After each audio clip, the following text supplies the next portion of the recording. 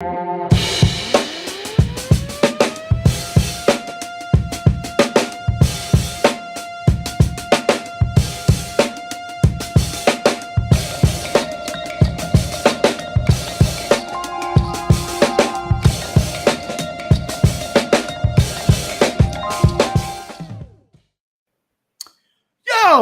checking, everybody? Welcome to the House Divided on Orange Bloods Live. I'm Jeff Ketchum. That is Chad Hastings. You can see all of our contact information right there on the bottom of the screen. Thanks for joining us. We are 46 hours and 58 minutes away from Texas OU.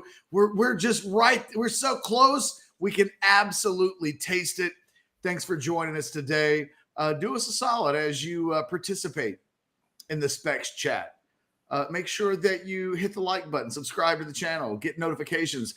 I know it seems like a pain in the ass. Like, oh, God, they're asking me to manually labor my way to a thumbs up and notifications. I know we ask all the time, but it helps the channel. Like, we don't do it to annoy you. I promise, Chad, like, never once have you and I had a meeting where I'm like, hey, make sure we ask 8 times a day to click on the thumbs up button because it annoys the shit out of people. Like, we never do that. It never happens.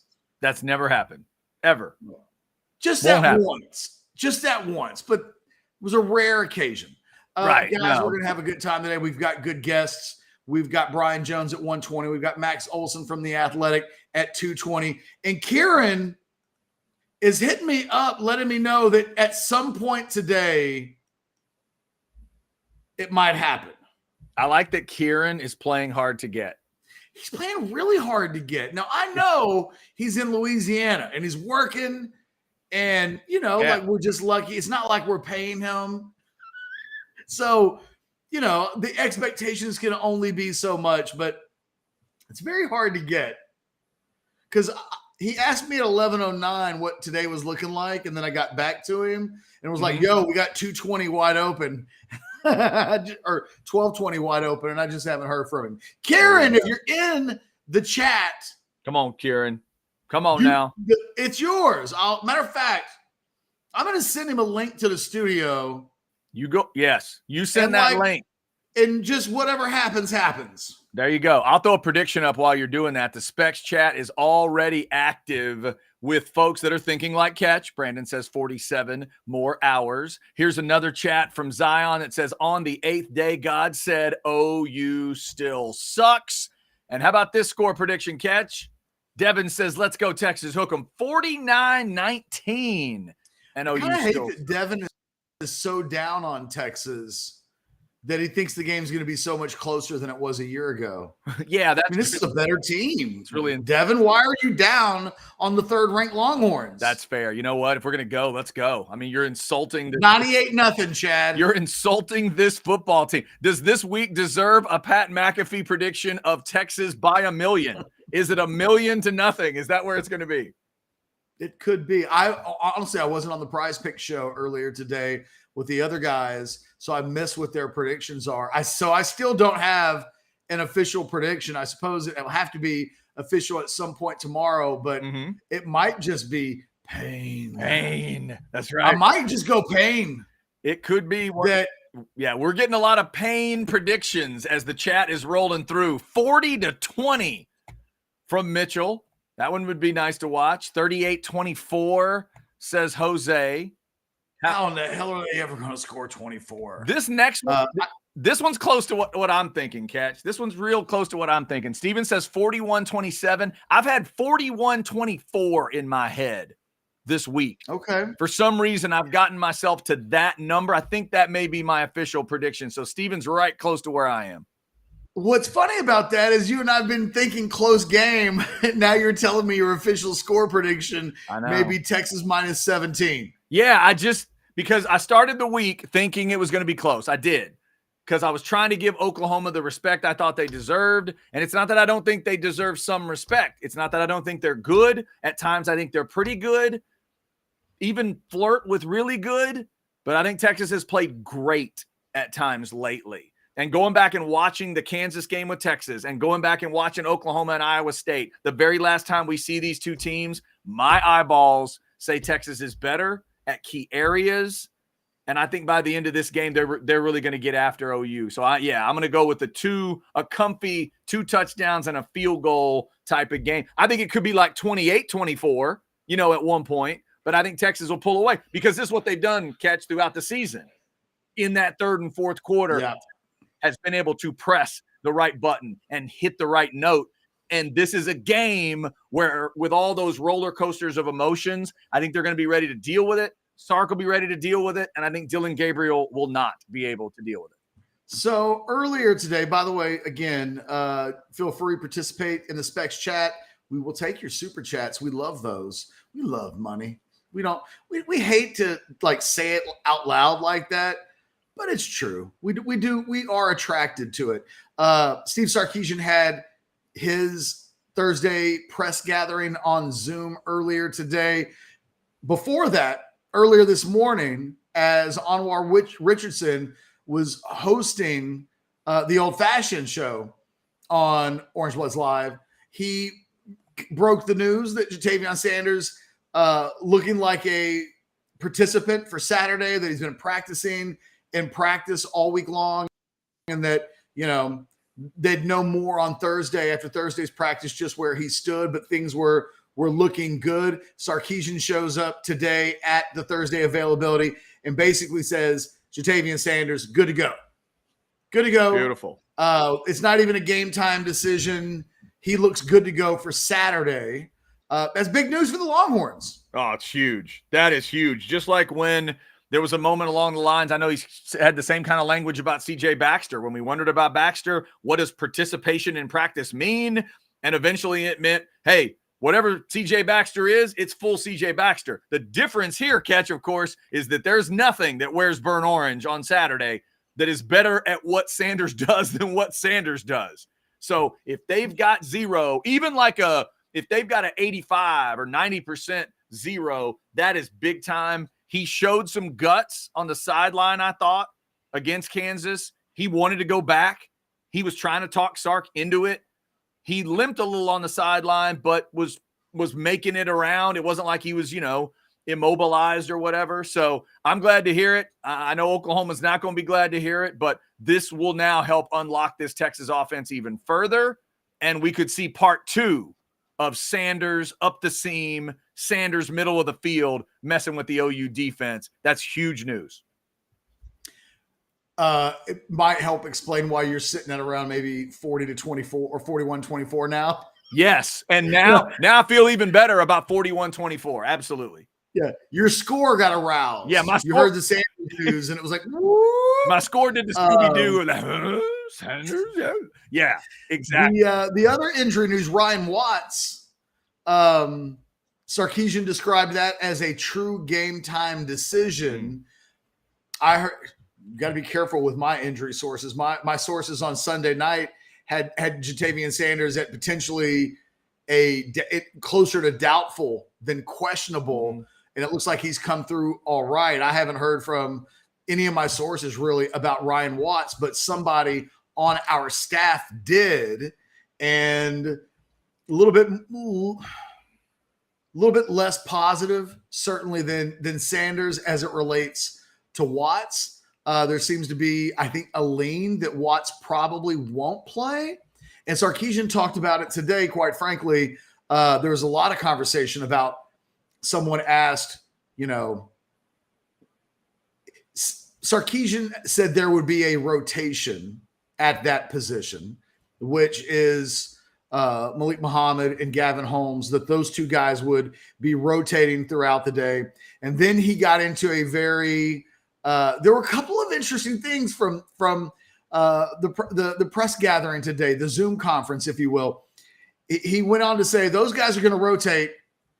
And he was asked about the starter, Chad, and he was like, you guys are way more focused on the starters than I am. You guys in this whole starting thing, I really don't even look at it that way. And then it was like, well, Sark, who's going to start on Saturday? I'm not going to tell you. Oh, my God. It was funny because, like, instead of just saying, I'm not going to tell you guys who's going to start, I'm going to let you guys know that it doesn't matter who starts. And it's like, okay, well, who's going to start then? So this is not a big deal. And it's like, you guys don't get to know that. Yeah, it's coaches are so weird about it. They all do it. He learned that from Saban. I don't know if Pete Carroll would ever get into that stuff, but Saban's the master of that. Saban will do that all the time. It's so silly about when people get on you about you're so worried about, and then you put in the blank something that everybody agrees is important. Everyone does. It's like, you guys are always worried about locks on the house. Man, that's crazy. You act like it matters if the door is locked or if it's unlocked. I mean, it's crazy. While someone's knocking on your door while it's locked. Yeah, it does kind of matter. But then I love it when coaches do that one. You guys pay attention to this more than I do. Right. We pay attention to who starts a football game more than you do because you hide it all the time. And then, like you said, then you hide. Come on, man. Let's not be. So it's just kind of funny because he was literally saying that while avoiding answering who was going to start on Saturday. But to the larger point and the serious point, if he was on the show right now, he'd go, okay, smart asses, but what if they both play 40 snaps on Saturday? Then does it really matter who starts? And it's like, no, we understand what you're saying from a philosophical standpoint, but surely you understand what we're asking as well. Yeah. Those two dudes are going to play a lot. And quite frankly, you know what I think ends up happening on Saturday? I think they end up going with like a hot hand. Look, remember, was it 2 games ago against Baylor when Malik Muhammad came in to the third or fourth quarter and Baylor just started throwing at him? Yes. And they completed like 4 or 5. Maybe it wasn't even 5, but maybe it was like 3 or 4 passes on that side of the field. And they just kind of kept going there. And it felt like, have they been waiting for Malik Muhammad to come in the game so that they can isolate him? And that's not really what happened. And I don't believe they even scored. They didn't score on that drive. So it wasn't like anything even came out of it.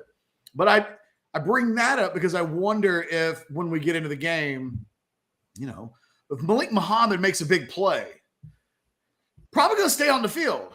And consequently, if either of those two guys gets done to them what Keaton Crawford had done to him last week in the slot, and he made a point when talking about that play today to say, well, that was a safety covering in the slot. I'm not too worried in general about our pass defense. We're going to be good.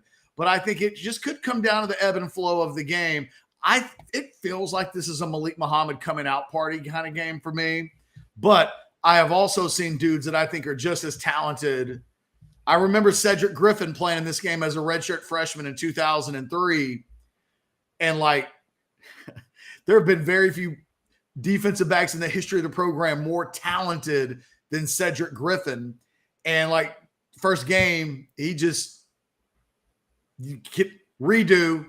Can we just never talk about that again? So it can happen, but I got a feeling that this is kind of a Malik Muhammad game. I think there's going to be at some point in this game where he makes a big play. Go ahead and just snip this, Blake. Like at the 12:15 mark of the show today, 15 minutes in, my early prediction, I think Malik Muhammad could have a pick 6 in this game. Matter of fact, it will happen. Whoa. I'm predicting it now. Whoa. Dylan Gabriel will throw 1 interception on Saturday, but it's going to be a pick 6 going the other way. The young freshman will be tested, and the young freshman will do to him what he's done to other quarterbacks on this Texas roster when they've attacked him, whether it be in scrimmages and practice in all formats. I'm waiting for a big play from him, but I get the sense that Watts isn't going to play. I think it's going to be a Holmes Muhammad platoon. And the guy that plays the best over the course of the game will be the guy that they lean on. One more thing, though, from the press conference. Okay. He did the CJ Baxter thing again today. Oh, no. He was like, well, in the end, it wasn't really a big difference between the two guys and how they were used. Brooks had 20 carries on Saturday. And CJ Baxter had 16. That's like, and I was like, what? No, like, like, Coach, come on. Come on. One of them is the third leading rusher in the country. So the CJ that's his boo, man. He loves CJ Baxter. And he can't just say, Jonathan Brooks is the third ranked running back in the country right now. He is our running back. And everybody else, like, will get work. We'll work them in. Everybody's going to play. But he loves CJ Baxter. Ketch, it's like one of those things, if you ever have, like, there are certain people that think the concept of best friends is a massive thing, and some people that don't. If you have a friend that really values best friends, you can't discuss another best friend around them. Oh, my God, you can't do that. You can't let them overhear you say, oh, yeah, we're hanging out with some of our best friends. Some of your who? Some of your what? Like, they get really sensitive. So maybe CJ Baxter is one of those guys that, like, he just needs to hear that he's in the discussion at all times. He doesn't want to just hear about Brooks. Or maybe Sark is a best friends guy, and he declared, yes, CJ, you're my best friend. Yeah, you're my guy. You're my running back. He just feels guilty. You're RB1, no matter what the stats say. Maybe. I don't know. He said it again this week. Like, we felt like CJ earned the right to be the starter in those first 2 games. And even then I read that. I was like, how do you earn the right to be a starter before you've ever played in a game? Right. I guess it's got to be just badass. You got to be badass in practice, plus the other guy's not as badass, I guess that's it. Again, I've explained how I think that happened. I just thought it was funny because on Monday we got out of the press conference.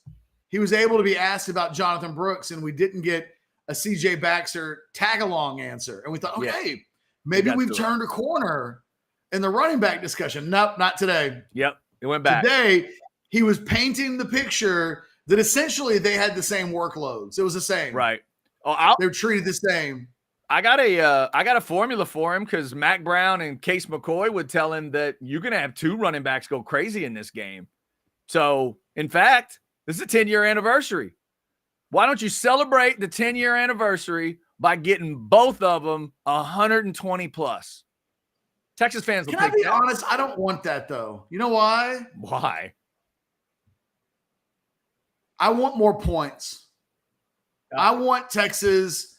This is the game where I want Texas to look like the Death Star on offense.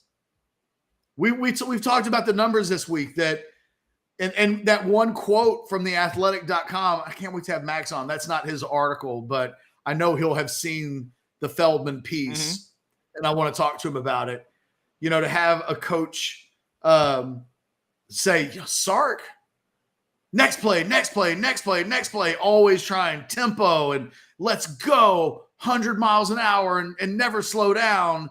And it feels like he's turned in a little bit to a slow down guy.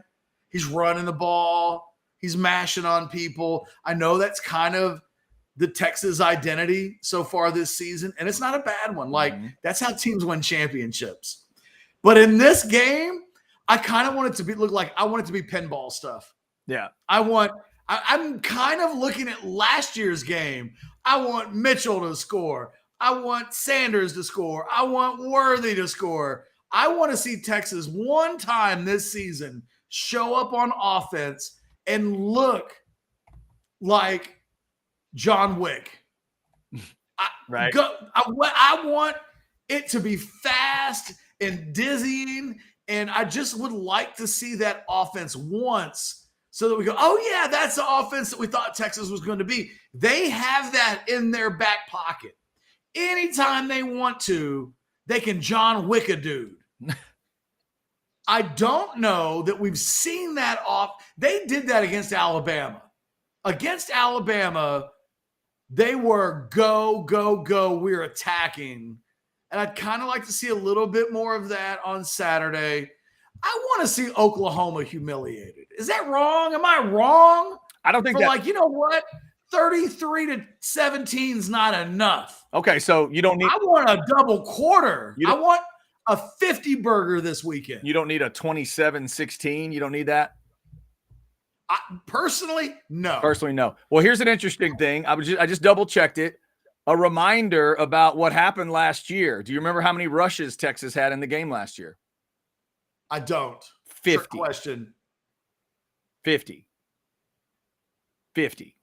They ran the ball 50 times. Bijan had 20. A lot of that's late in the game. It's erroneous. Okay. All right. You're right. They just threw the ball all over the yard and they didn't. Well, no, I'm saying a lot of those carries came in the fourth quarter of that game. Right. I get it. But when they were up 49-0. Right. We know. I'm just saying you can do both. I think you can whip somebody's ass in this game and you can run the ball. Well, you can do both. After they get to 40, and I'm not saying never run the ball. What did I say? You said they could have 2 120-yard running backs. That just sounds like a lot of work.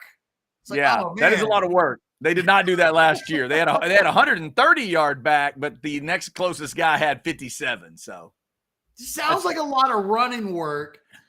Is it wrong? I want to see Texas come out and blitz these dudes with the pass. No, it's not wrong. I want to see.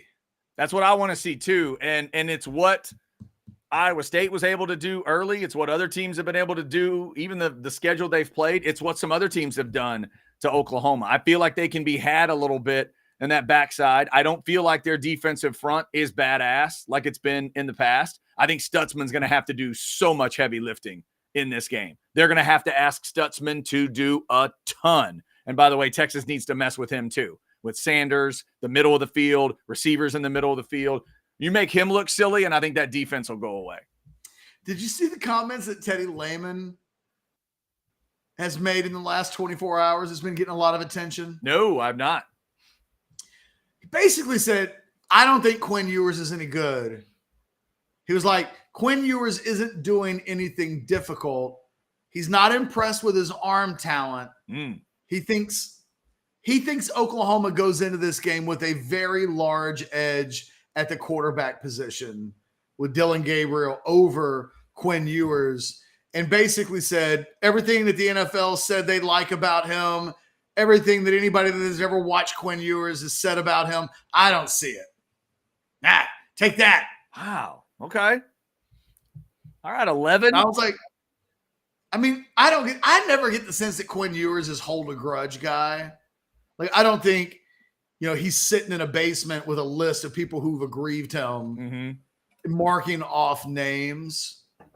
But, it was, I wondered, is that what I sound like? Are Oklahoma fans going to, as an OU radio show host saying, you know what Ketch said? He said that Dillon Gabriel has been average. Game on Gabriel, that this is a game he has to prove himself in. What crazy talk. Yeah. Is that what it sounds like? I think there is I think there is a discussion among some at the national level. Maybe it's at the Oklahoma level. There's an argument that you can make for Oklahoma's greatness going into this game. And it's a numbers over eyeball argument.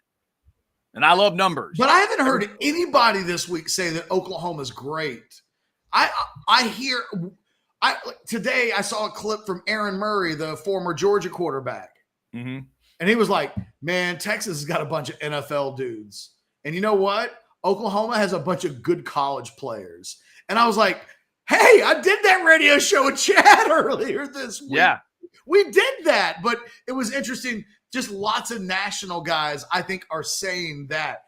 Oklahoma, that's a cute team. They're nice. They have some good, solid Saturday players. But as Murray was saying, he was like, Texas has the first-round draft pick at quarterback. Texas has first and second-round draft picks at wide receiver and tight end. Like, they've got the next-level talent pieces in this game, and Oklahoma doesn't. And I think I thought I was going to expect more OU from the national media this week because of what you just said. Yeah, I don't think it's right. And again, it's not national media. I think it's a national math discussion. It's algorithms and stuff. Like last night on the Outsiders, we threw up the thing from ESPN, their FPI or whatever, 54.6% OU. And Texas fans are a little upset about that. And then the overall FPI or whatever rankings, OU's above Texas. And so is Alabama. By the way, which I like for Texas this week, Ketch, because Sark does have a couple things he can use for an edge. He can use that stuff because there's a ton of good being said about him, but he can use those two pieces of information, clip off whatever Teddy Lehman has to say. Anytime if a former OU player, whatever, runs his mouth this week, like get that into your players because you need to be able to find edges. Games like this, even, usually when it's really close, everybody tries to find their own edge. In this case, I think those things could be really helpful for Texas because overall, most of the people that know football are saying, man, Texas looks great. Oklahoma's good, but this is going to be Texas's day. And, if I'm a Texas player, I want to jump on all that stuff. Both teams double their – yes, I like it. 98-0. You know what? It's very fair of Kevin to be considerate towards the Sooners in that prediction by allowing them to double their score from a year ago. Yeah, it's progress. It's a step. We talked about that earlier in the week, right? They could lose and find something to build on. Well, it's an acknowledgement that OU's better. Fellas, right. We doubled the output. We doubled our output. By the way, I think this is just poetry. Too broke to pay attention. I like the poetry. Behold a pale horse, and his name that sat on him was Sark, and the Longhorns followed with him. Texas 48-20. Hook 'em. That's a good one. That. I could see that happening. Mm-hmm. Yeah, you take that All one. right. Well, okay, so we've done the opening thing. That was Sark's press conference. Looks like Sanders is going to play. Watts is iffy at best. Going to be a whole lot of Gavin Holmes and Malik Muhammad. By the way, do you have a preference there? You talked about a possibility of a pick six for Muhammad. Do you trust him to just go the whole game? Or if there are big moments, I'm thinking if Oklahoma's taking their shots early and they're taking their shots at the guys that are replacing Watts, do you lean one? You feel confident either guy being out there? Yeah. Okay. Gavin Holmes is a good player. Malik Muhammad is a good player. And I think that, the question is the stage too big for both of them? I don't know that coming from Wake Forest allows you to play in this type of game. And I think if you're a freshman in college and you haven't seen something like this, I guess I would say this, those guys didn't really have any problems against Alabama. That game, we didn't come out of the Alabama game going, whoa. Yeah, the Longhorns won, but the moment might have been too big for a couple of guys in the secondary. Now, Alabama hit a few plays, and they can certainly have been better than they were in that big game. But I didn't feel like anybody was the Baylor game has ever felt like, are they trying to pick on Malik Muhammad? And it felt like very quickly he shut that down after they targeted him on a couple of just little bitty short passes in his direction. I haven't really noticed a lot of Gavin Holmes this season.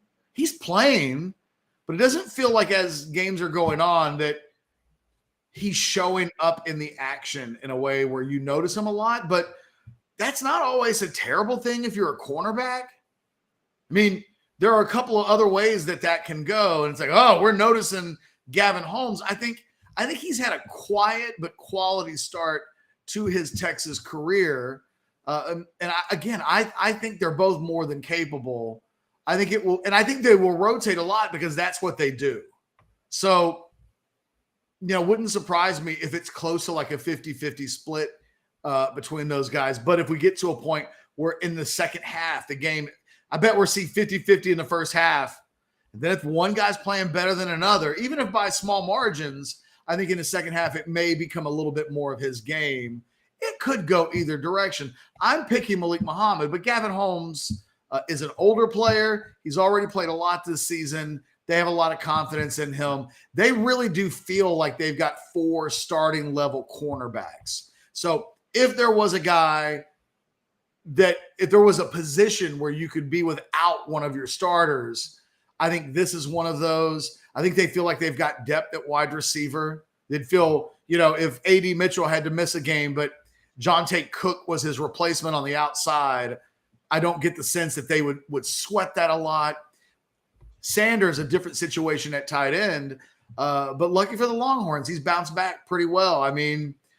for him to have been able to practice all week and for Sark to be really emphatic today that Sanders looks good to go, that he's going to play, must mean he's looked better than limited in practice. And, that's fantastic news for everybody involved in the Texas program.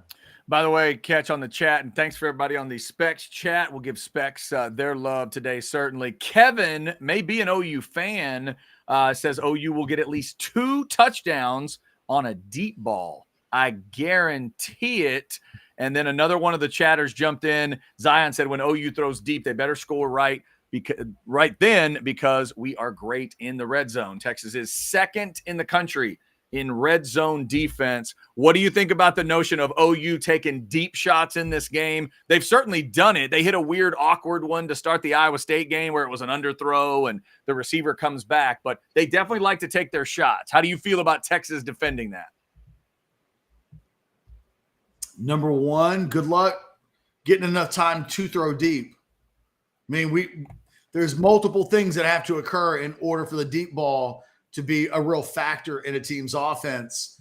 You need a little bit extra time. Yeah. And I think Texas defensive linemen are like, they want to throw deep. Cool. Yeah. What they don't like is busting their ass and the quarterback's trying to get the ball out of his hand in less than a second and a half because they know the pass rush is coming. Oklahoma trying to throw deep, I think, opens up the possibility for a guy like Anthony Hill to have a big game. I think it opens up, Tavondre Sweat. We've talked about it really all week long, but we talked about it yesterday. Tavondre Sweat and Byron Murphy, this is their game. And this may be for both of them their last Texas OU game. As Alex has said yesterday on the Modcast, and these guys are playing at NFL player levels. So that means they may head off to the NFL when this season is over. I question Oklahoma's ability to protect Dillon Gabriel. And I question Dillon Gabriel's ability to pull those plays off in big games. 54% completion percentage career as a passer against ranked teams and the TCU game from a year ago. The 6 toughest teams he's ever played in his career. And 4 of those games are in an OU uniform. This isn't like I'm cherry picking Central Florida stats and it's apples to oranges. It's 6 career games. And of those 6 games, 4 of them were last year in an OU uniform. And he's just okay. Now, the good news is, if you're OU, the thing I think you love about the Dillon Gabriel stats, I don't know that he's ever had a meltdown game in his career. If you're Oklahoma, you're not going to – if you lose this game, it's not going to be because Dillon Gabriel peed down his leg. He's never thrown more than 1 interception in any of those games that I just referenced. So he's not – Chris Sims' 2001 Big 12 championship game. But, boy, has he – 54%. That's bad in like 1973. I mean, it's just not a good completion percentage. So when you're like, we're going to throw it deep and complete 2, it's like, well, I know you were going to throw it deep. Those are the hardest passes to complete. I think this Texas secondary, Texas, it wasn't even like Texas got beat on the deep ball against Alabama. The one touchdown the touchdown pass there's like guys running into each other and it was a catch and run. I don't know. I mean, it's not impossible. I would love to actually, one thing we haven't, here's what I'd like to have done, Chad, because I haven't listened to any OU shows or podcasts or anything like that. I kind of wish we would just invite Teddy Lehman and that Gabe, a card guy, into our show and then just let them talk for a while. Because I'm fascinated by what Oklahoma thinks is the pathway to winning this game.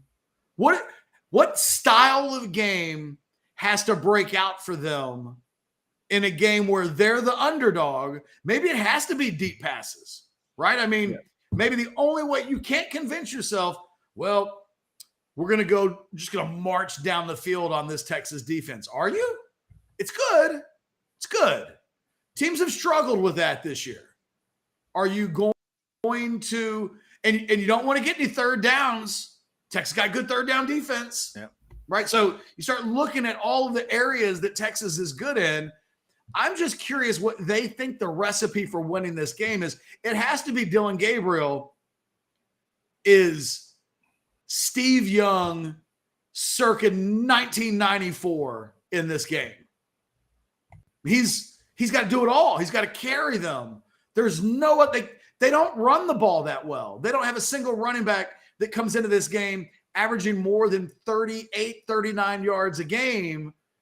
You can't just say, we got to be balanced. We've got to run it 50 times on Texas. That ain't going to happen. No. They're not going to do that. Yeah, no, I agree with you. We've got some great chats coming in here. Greg kind of hits that thing. Just says, you won't be able to run, so the safeties can play those deep balls if he gets time to throw them. To me, Ketch, part of the formula for OU, in addition to Gabriel and a passing attack, I think Major has to have a really good game. I really do. I think you'd have to come out of this game knowing the name Marcus Major, and he does lead them in carries. 51. He's about 200 yards. But when you watch him, it doesn't jump off the screen like some OU backs have in the past. So because that sucks. Right. It's not great numbers, but that's a guy, as I watch them, he's the only guy that they'll count on for some runs. Iowa State was able to contain him at times. I think Texas will as well, but he's one of those guys. Dylan and the receivers, I think Stoops and Major might be the two guys that have to get going for OU. Otherwise, to me, they are in trouble. Those guys need to have an impact on this game because it'll mean everything that they're trying is working if they can have those guys be felt in this game. They need guys who are pretty good college players to elevate their performance to NFL levels. Mm-hmm. I mean, that's what we're talking about. It goes back to what I mentioned that Aaron Murray mentioned, the former Georgia quarterback that I saw on social media earlier today. They got perfectly sound, good college players. And Texas has a bunch of NFL dudes. And you just mentioned, Majors and Stoops. Those they're good players. Right. I've said Stoops would start over Whittington, but I don't know that Whittington, when we look at the Texas team and we talk about NFL draft prospects, Whittington might have among the worst draft prospects of any starter on the Texas team. I don't know that Jordan Whittington will be drafted. And so it's like, well, in giving kind of position, I don't know that Stoops will be drafted either. But he's a good college player. What are we talking about? If Stoops is like one of the guys, what do you think a Stoops stat line working out of the slot on Saturday has to look like in order for what you're talking about? They're two of the main players that would help pull off an Oklahoma upset. What does that mean? What does it look like? I mean, for Stoops, I think it would absolutely start with a couple touchdowns. So he's going to have 2 tutties. I think 2 touchdowns. Okay. I think 5 to 8. You're talking 5 to 8 big time catches for sure. Maybe like 10 is what I'd love. Again, as if I'm an OU fan, that's kind of what I'm looking to see in this game. And Major's comes out with like 10 catches, 114 yards, 2 touchdowns. 2 touchdowns. If that happens, then OU fans are feeling pretty good. And for Major, you can't totally forget about him. I would think by the end of the game, do you have an actual reason to hand him the ball like 15 to 20? Is there any reason to do it? Or are you just chasing Texas all day and it doesn't really matter? By the way, this is Drake Stoops doing this to Jahdae Barron. It's one of those things where I hear you say it and I go, and Too Broke to Pay Attention put it up there, 10 for not 115, 150. And it is, I think, the task that this Oklahoma team has in front of them. Okay. When you say it out loud, it doesn't sound like it's impossible. Okay. Drake Stoops. Let's even dial it down a little bit. Let's say 8 catches, 100 yards, 2 touchdowns. And he's not going to the Hall of Fame for a game like that. It sounds doable. And then it's like, who's he going against? It's like, oh, that'll be Jahdae Barron working on him all day long. It's like, oh. It's true. And the other thing, the other truth to bring out as we're getting late in the week, Ketch, both these teams, it's another good test of an offense that looks good, but who have they played? A defense that looks great, but who have they played? The best total offense Texas has faced this year is 50th in the country. That's fair. 50th.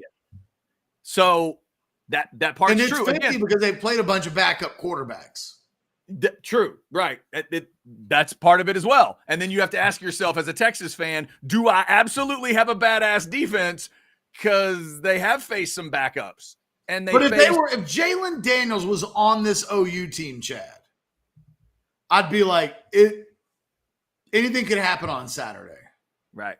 I don't feel that way about Dylan Gabriel. And we've said it all week. For me, this is, if OU wins, it'll be because Dylan Gabriel has the game of his life. And if he does against this Texas defense that we think is really, really good, and not just us, everybody that's played Texas so far, certainly if you get the sense that Alabama, Kansas, Baylor, they certainly have a lot of respect for this Texas team. If they're able to do it, you just tip your cap. It's the idea that, God, if Gabriel had no sample size at all, and it was just a complete unknown, I think I would almost give him more benefit of the doubt than I am at the idea of, well, he has had plenty of chances. This is his 19th year in college football. And he is the Tavondre Sweat of college football. He's been around for a while. Yes. I mean, the dude's buying his grandchildren beer. And I just Carlos Huerta. I just look at this and think to myself, how likely, look, we both think Texas is going to win the game. So the answer is, these are all a little bit of like self-fulfilling prophecies, I suppose, with regards to the exercise that we're having and where we end up. I look at what they have. I look at what Texas has, and then I look at what they have. Forget about Texas. What have they done? Have they ever shown in moments similar to this? And there's not even really a Dylan Gabriel flash moment. I mean, I guess last year against Florida State in the bowl game, he was okay. Okay is about as good as it's ever been. And okay won't be enough game. Yeah, that Oklahoma defense is going to have to be silly elite in this game if okay from Gabriel is going to be good. By the way, we have some super chats we can clean up here real quick before we give Specs their love. Somebody shot this in earlier. Dodge, yes, Sanders has been cleared. Participation in practice throughout the week. Sark basically said he's good to go. That was the report on Sanders today. All right, so Specs, wine, spirits, and finer foods. You see them right there in the lower right. Blake, let's give him a little 15, and then we'll talk Specs and Halloween, because there's no better place for Halloween stuff than Specs. But here's a little 15 for you, a little taster. No matter what you're needing, Specs same-day delivery can save the day with our Specs app or online shopping. From world-class wines to hard-to-find spirits and craft beers to gourmet foods, delicious snacks, and spectacular sweets. It's Specs. Cheers to savings. Catch for those people that are Halloween freaks, specifically Halloween party freaks, Specs is that perfect place.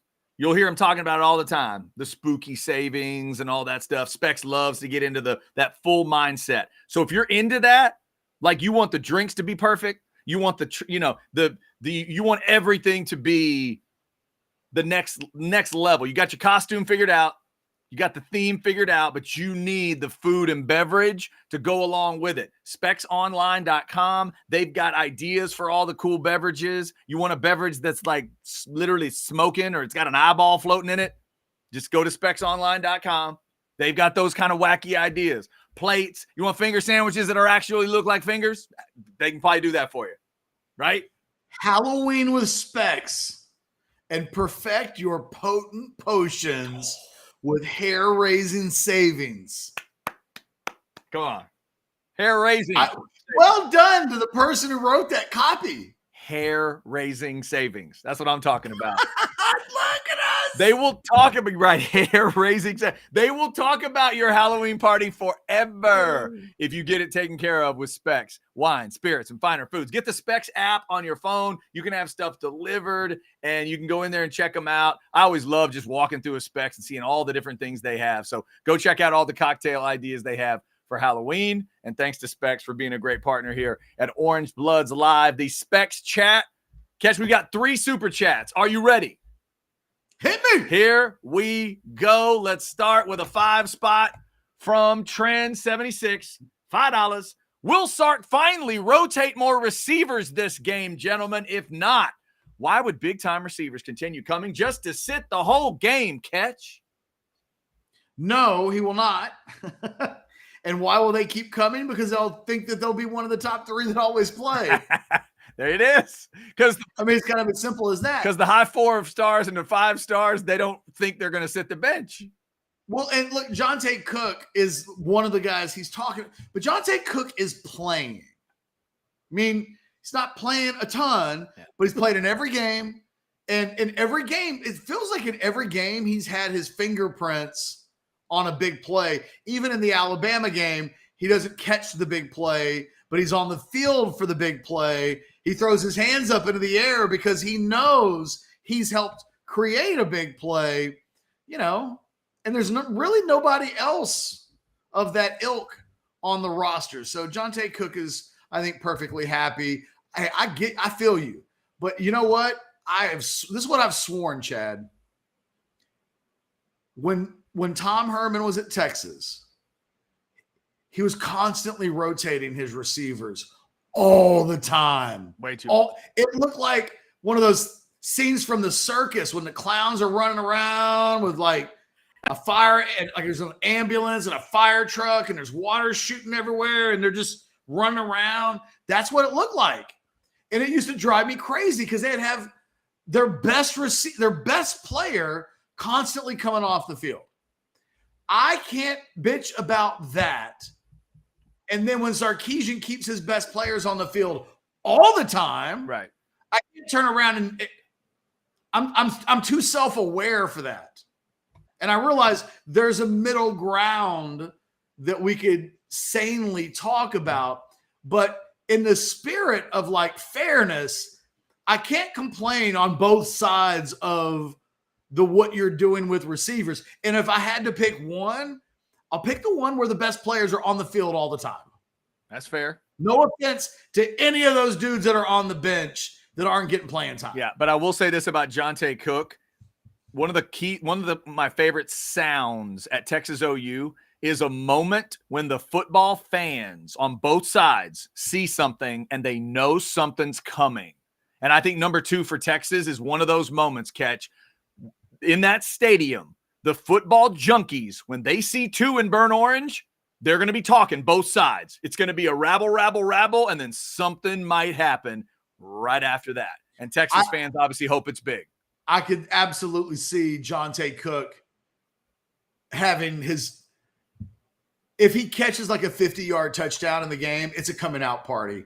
Even if he doesn't catch any other passes, you put yourself on the Texas OU spectrum, and I could absolutely see that. This is a game that produces things from both teams that you don't see, right? Absolutely. And block all year. This could be the game where it's like, hey, remember Keelan Robinson was really good at blocking punts. There's a Keelan Robinson. He's blocked a punt. Yeah. These are games where we see these things, these plays. So be prepared for everything.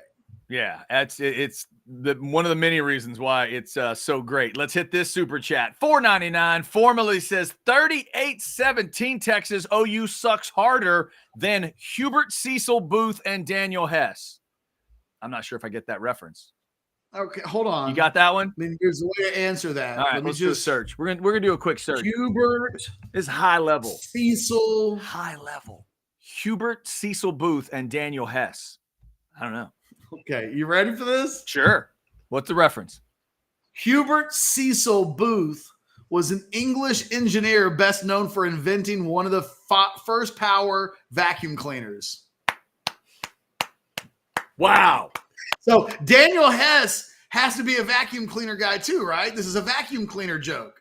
Formerly just put a vacuum cleaner nerd joke into a super chat to rip on OU. Well done. Well done. That's excellent. That's good stuff. And then, damn. Daniel Hess.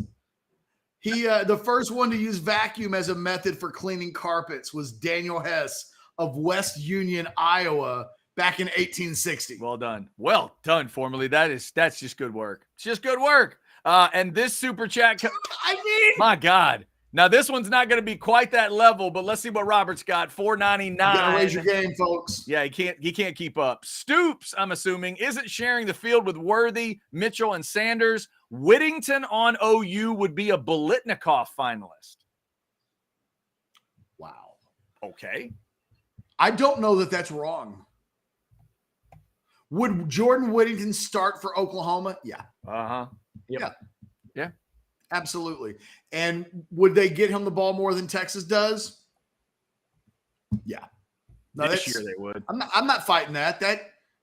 That's not a bad take, actually. Interesting perspective. I hadn't thought about it, but you're right. Yeah, I definitely know they would this year. All right.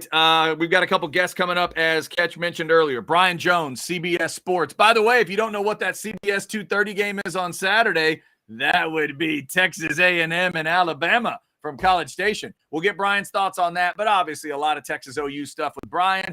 2-0, 89 and 90 in those big games. Couple of huge games. Texas. We'll get Brian's thoughts on this year's game. That's at 1:20, and at 2:20, Max Olson of The Athletic. We've got buy or sell at 1, in the crap bag at 2. I'll just dive into A&M and Bama a little bit. We'll just talk about the game. Obviously, if you're a Texas fan, you need Bama to win that game. Well, not need. You'd like Bama to win that game, and we'll get into a little more of that. I think you're somewhere between need and like. Somewhere in there. I don't want to make it seem like it's a must because you're still undefeated. Like, you're undefeated. You're Texas. If you keep rolling, it's not going to matter.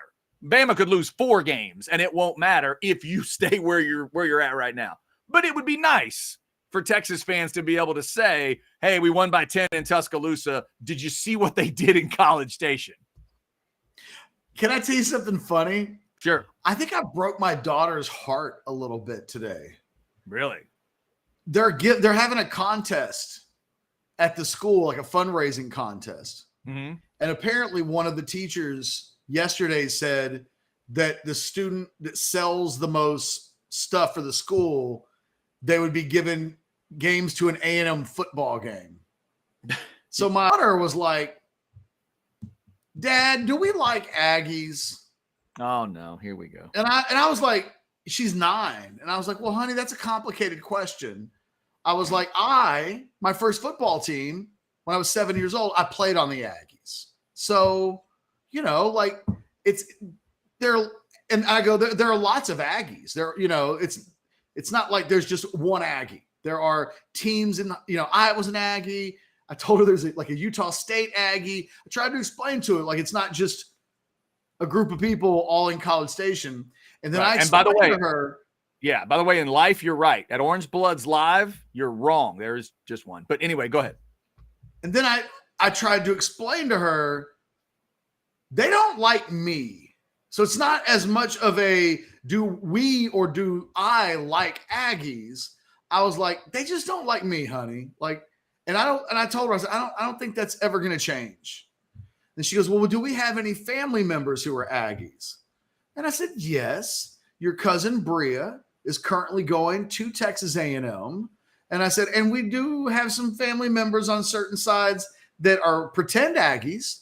That they just invented recently that they like A&M out of the blue. Pretend Aggies. But like, yeah, so there's some.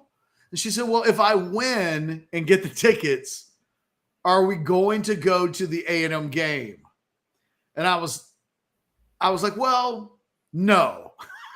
And it's a really easy answer. Well, no, but Uncle Chad would be glad to take those tickets off our hands. What I told her is, do you want to go to a Texas game instead?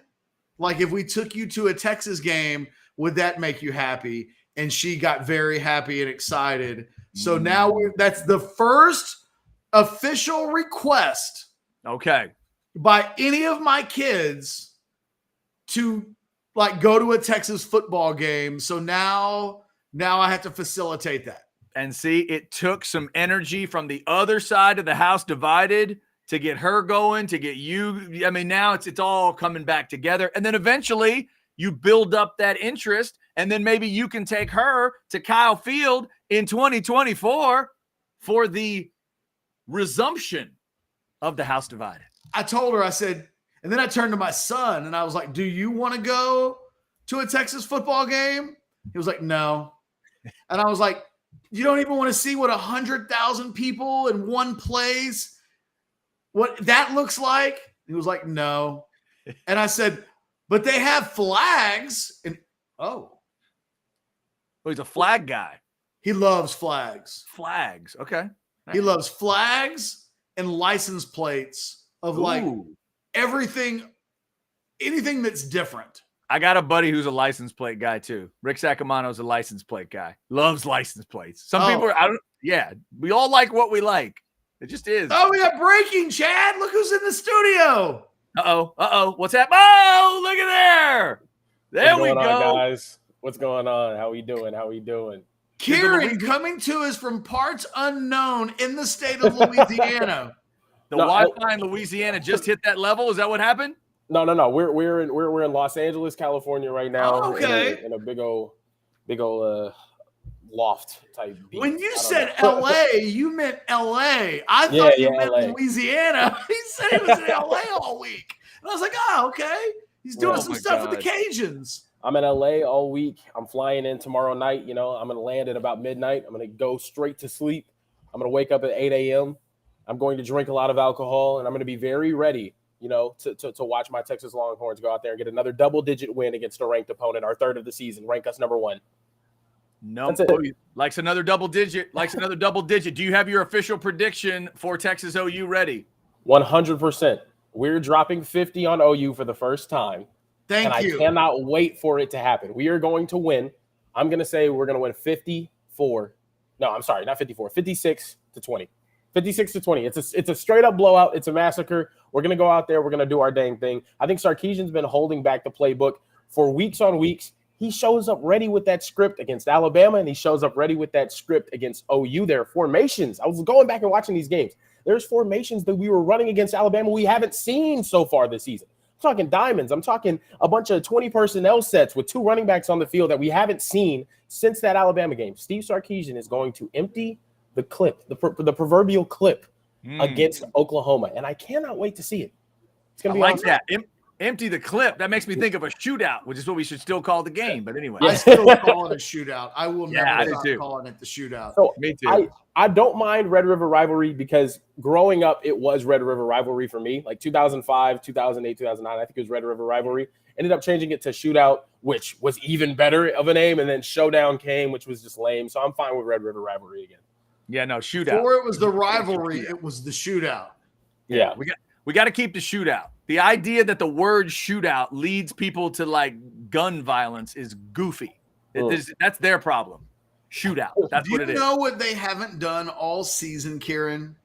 What happened? Texas offense hasn't lined up one time all season long in 10 personnel. Never. Not once.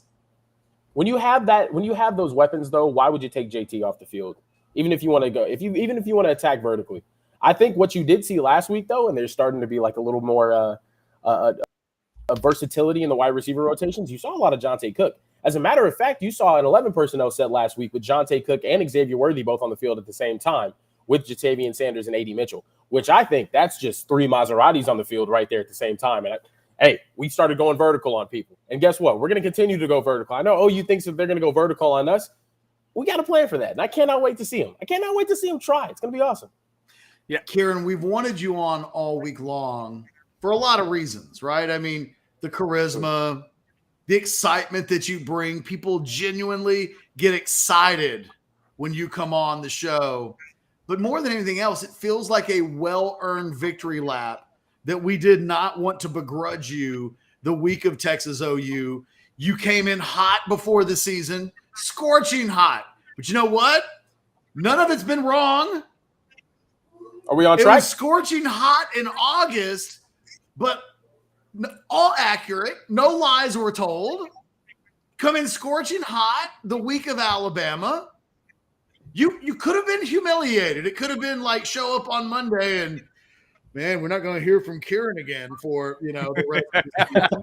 But no, it's been scorching hot yet accurate. And it was like no matter what day, no matter what time, we needed you to come on and like give us some more scorch. And I don't know. I just had a number pop into my head while you were talking. And I think my official prediction may include the number 58. Ooh, I don't know if 56 enough. man, you're going to add a safety. It's about time for Texas to score more than 50 points. And that might sound like a hot take, but everything this season, like you said, it sounded like a hot take. I will say this, though, too, Ketch. I think the hottest take that's happened on this show or on this channel, rather, has been a 9-3 prediction from you. I think that might have been the hottest take that we've had so far this season because I don't see 3 losses on this. Well, schedule. look, Vegas loss on this did not disagree with me in August. But statements have to be adjusted. The thing, you'll learn this, Kieran. See, you're still young.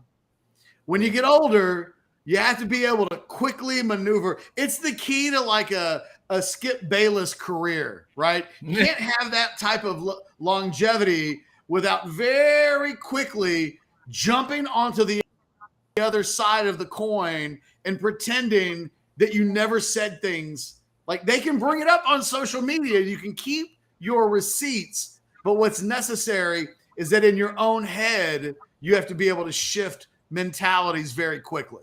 So I got you. I'd like to think after like 30 years in the business, I know how to get the hell off of a live grenade when it's time to get off of the live grenade. Yeah, Jennifer's got our anscer. It's called Pivoting. pivoting. It's a pivot. Hey, Pivot. I'm all for it. I'm all for a good pivot because best believe if we would have lost to Alabama, I'd be right back here, maybe a couple of weeks later. Yeah, it kind of is what it is. Last year, I was very confident, but young quarterback, things happen. It's a nice area to pivot there too. So, Kieran, as I think about this game, I've seen a few of them, TV, live. We all know what the key elements are, the ingredients are. I think Texas is going to win big as well.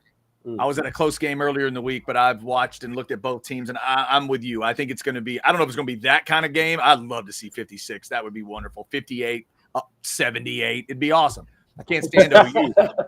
But let me ask you, what is the thing that you are most confident about? Is there a particular group? Is it a particular player? Like what part of this Texas team right now has you saying, you know what, to win that game, you got to do this. And I think they're going to do that to such a level that they're going to be able to go 56. Historically, when you look at this game, the team that is able to run the ball better usually wins. And if they're able to run the ball significantly better, they win big. It's how this game has gone historically. Oklahoma is not very good right now at running the football, especially against halfway decent defenses. And you see that's why their offense slows down against Cincinnati, against SMU. When they aren't able to finish drives or sustain drives with a solid run game, when they're losing on first and second down running the ball, they're not doing well. And what Texas has done over the past 3 weeks with Jonathan Brooks and now having a healthy Cedric Baxter, who seemed to have found his groove in the second half of that game last week, we're going to be able to run the ball right up. I think we're going to dominate on the line of scrimmage in a way that is going to be embarrassing for them, rather. I think it really is. They are talking up this defense so much. They haven't played an offense ranked in the top 75 so far this season. They haven't. I'm sorry. Arkansas State's quarterback is not moving me, guys. I don't know about you guys. I don't know. It's just not happening. But I think Texas is going to be able to run the ball. They're going to be able to dominate the line of scrimmage. And what Texas does so well, it's the same thing that they did well in 2014 when we had a good defense, in 2017 when we had a good defense. You have veterans on the back end in your defensive back room, and also your front seven makes teams one-dimensional. people cannot run the ball. Jeff Lebby's system is very, very reliant on being able to mix the run and the pass, being able to blend, being able to run the ball effectively and control the pace of the game. They can go quick because of that. That's not happening. Their chance to win this game, and I'll tell you right now, their chance to win this game is to attack our DBs vertically. But I don't think they're going to be able to protect Dillon Gabriel enough to be able to take those shots continuously. Kieran, you literally just touched on where I was going to go here, and frankly, this can be my last question. Let's reverse engineer this. It goes bad for Texas on Saturday. OU wins. Because what Chad and I have been talking about today is I haven't been listening to any OU content, but I'm mystified at what does their idea of a trajectory to winning look like? What if they win on Saturday, the headline looks like what for you? What happened? If Oklahoma wins on Saturday, they exposed weaknesses in our secondary. They were capable of protecting Dillon Gabriel enough. And honestly, they were able to get a little bit more off on the ground than we thought. So you've seen early in these games, Texas has struggled to find the defensive rhythm stopping the run. Like against Alabama, they were picking up chunk plays. Wyoming picking up chunk plays. Kansas picking up chunk plays early on in the game. Then we end up making those adjustments, and we end up stopping. That's one thing that the defense has done beautifully. What I think they can do is they can start really fast. And then on our side, offensively, if we don't win this game, Quinn Ewers can't find a rhythm through the air, which I think is what everybody's biggest fear is. But Quinn Ewers, I think he really gets up for this game, and he really gets up for Alabama. So I'm excited to see him get up for this one again. Mm-hmm. There you go. Chad, I lied. I have one more. Okay. You said you're going to wake up early and you're going to get your drink on, right? I'm not misrepresenting the care. I'm hitting specs. I told my mom, you got to go hit specs before, you know what I mean? So when I get there that morning, I'm going to have a breakfast shot. I'm going to have a brunch shot. I'm going to have a right before the game shot that I might sneak into the fair. Don't tell anybody. And then afterwards, I'm going to have shots with OU fans, with Texas fans while munching on a Fletcher's Corny Dog. And it's going to be a great time. Well, I was about to say, what is your pregame have to get, not after the game, when it's like, I got to get food. But what's your, it's early. I just had my second shot.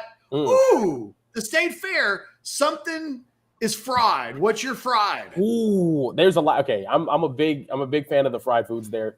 Fried, y'all gonna hate me. Fried Frito pie goes crazy. Fried PB&J goes crazy. Mm-hmm. Fried butter with the honey and the cinnamon, crazy as well. Nice. I've been living in LA for a year and a half, in New York now. They don't do fried foods like they do in the South. They don't do thickness the way they do in the South. And I miss that, man. I miss that so much. So yeah, no, I'm gonna be down there eating some good fried foods. I'll probably say early in the morning, fried Frito pie is kind of crazy. I'd probably say give me a fried PB&J and I'll get my day started nice and good, and then I'll enjoy it. Guys, if you see Kieran at the state fairgrounds, good call. Take care of him. Get the fried PB&J for him as a gift for the good karma that he has brought for the 2023 season. That's good stuff. Good stuff. Kieran, Kieran. I just looked at Keenan on my phone. Kieran, safe travels, man. Thank you so much for making time, and we hope you see what you want to see, man. Thank you guys for bringing me on. I'll be back next week to take my victory lap once again. Yes. Hook 'em horns. Very nice. We will never begrudge Kieran of his victory laps. No, ever. We cannot do that. All right, we got to do a sprint version here. 10 minutes after 1. We got to hit buy or sell quickly. Brian Jones is coming up at 1:20, so we're going to go rapid. Ketch, you want to go first or second? I'll go first. Buy or sell number 1. Today's update on Jatavian Sanders, thank you, Kieran, has you more optimistic that he can be better than 60% on Saturday. Yeah, that's a buy. Sounds like from the discussion that's happening, it's above that number. It might not be 100, but I'll say it's above 60. Yeah, buy. Buy or sell number 2. As a Braves fan, you have zero fear of the Phillies. By the way, apologies for spelling fear like deer. Your team is just that good. Sell. It's playoff baseball. Always a little bit of fear. Phillies have taken the Braves out the last couple of times. I got nothing but respect for the Phils. They can absolutely beat Atlanta. Damn it. I was trying to lure you into a jinx statement. No, can't do it. You went gracious and like Dude, respectable. Yeah, I mean, the Braves do look great. I get that, but we've seen a lot of teams look great going into the playoffs. You got to play playoff baseball. It's two different things. Buy or sell number 3. Joel Embiid is going to play next year on the U.S. Olympic team. You don't think Joel Embiid should be allowed to play for the USA Olympic team? Wow. I mean, I'll sell. Technically, he's got 3 choices to make. He's got dual citizenship. The amazing thing to me is that he didn't pick France. The Olympics are in Paris, and he didn't pick France. So, no, man, I'll take him on the U.S. team. Let's go, Joel. I'm ready. I mean, hey, I'm going to take him on the U.S. I'm ready. team. No. But there does seem something wrong. It just feels wrong. Hey, it feels wrong until it feels right. My man's a citizen. If he feels like a U.S. citizen, then let's go red, white, and blue. I'm not questioning his Americanness. Yeah. I'm just saying, like there's probably, I'm just saying like back home, there's I'm just saying. Embiid equals America. That's what I'm saying. Let's go. I'm all for it too. Yeah. But when I saw the headline, I was like, It does feel weird. It does feel weird. Buy or sell number 4. You watched the series Ahsoka, and you're pleased in general with how the show went. Man, I wrapped up the new Disney show last night.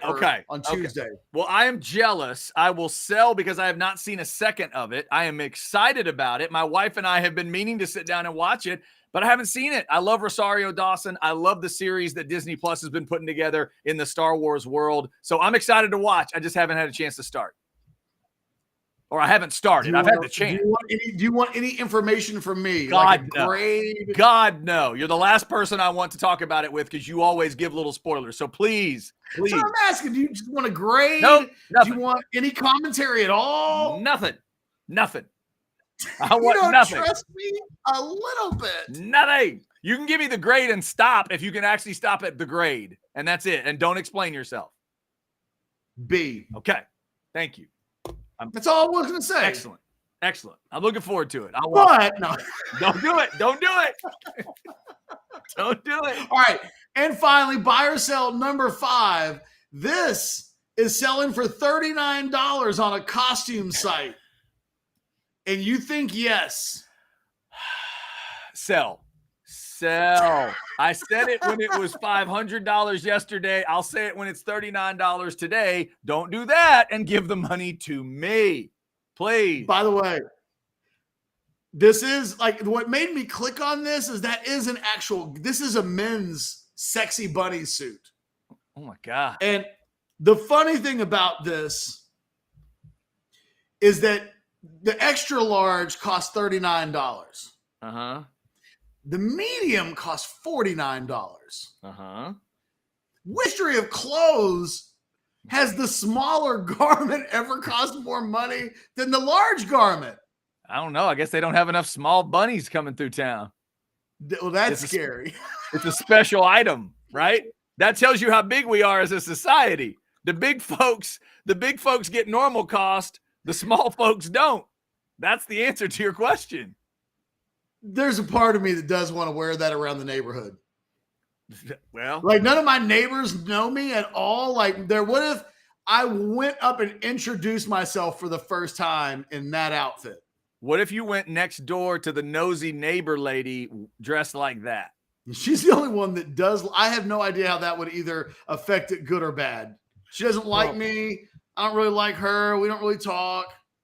I don't know that the bunny thing's breaking that ice. Oh, my God. All right, Ketch, here we go. Buy or sell number 1. Major League Baseball should go to best of 7 in the division round, not best of 5. Buy. Yeah. The wild card, I get the way that it's set up, 2 out of 3. You know what? I say this in favor of the Braves. I remember when the Phillies won 100 games in 2010 and 2011 and were legitimately great teams and then got beat in 5 by both the Giants and the Cardinals. And it felt really fast. Yeah. It felt unlucky. It felt like, It's a best of 5. If one game goes against you, Right. it can be over real quick. Yeah, I just feel bad. Yeah, go ahead. I was going to say, in a best of 7, when another team wins 4 games against you before you're able to win 4 games, it feels like a justified and deserved victory. And I would like to see it go 7. Those tend to favor the better teams, right? Mm-hmm. But I think it would be better for baseball to have those series go 7 and not 5. And I say that as a guy whose team is getting ready to play a Braves team that is historically good. And I think a best of 7 maybe favors them more than it favors the Phillies. Yeah, I just always have to remind myself this is a best of 5 round. All right, Ketch, buy or sell number 2. The NFL has tried to explain its promotion of the Kelsey Swift connection, but you think it was unnecessary. They should have leaned in, and you'd have done the same thing. Buy. Look. What's wrong with the NFL taking advantage of like this situation where they can appeal to new viewers, to women, to get them in the game? Like, I'm so tired of Superman football guy who's like, stop showing us Taylor Swift, just focus on the game. The game sucks. Like, let's have some fun. Let's jazz it up. It's, let's see Taylor Swift. Hey, I want Beyonce to show up too. If Mariah Carey shows up, even in current form, put the camera on her. I like it when they show famous people. I like to see famous people acting like normal people. Taylor Swift is like a world phenomenon right now. And again, it's a chance for the NFL to grow itself to new viewers. There may be women who are Taylor Swift fans who've never watched the game before that watch a game because of Taylor Swift and go, well, this is kind of interesting. I'm going to do this again. Yeah. I like this. Fun. It's just some lame-ass dudes who are like, cavemen, ooga booga, give me football only. Come on. Let these networks try to earn their money back. Yeah, exactly. Okay. All right, Ketch. Buy or sell, number 3, back to baseball. You think I'll be sad because the ALCS will be Houston and Baltimore?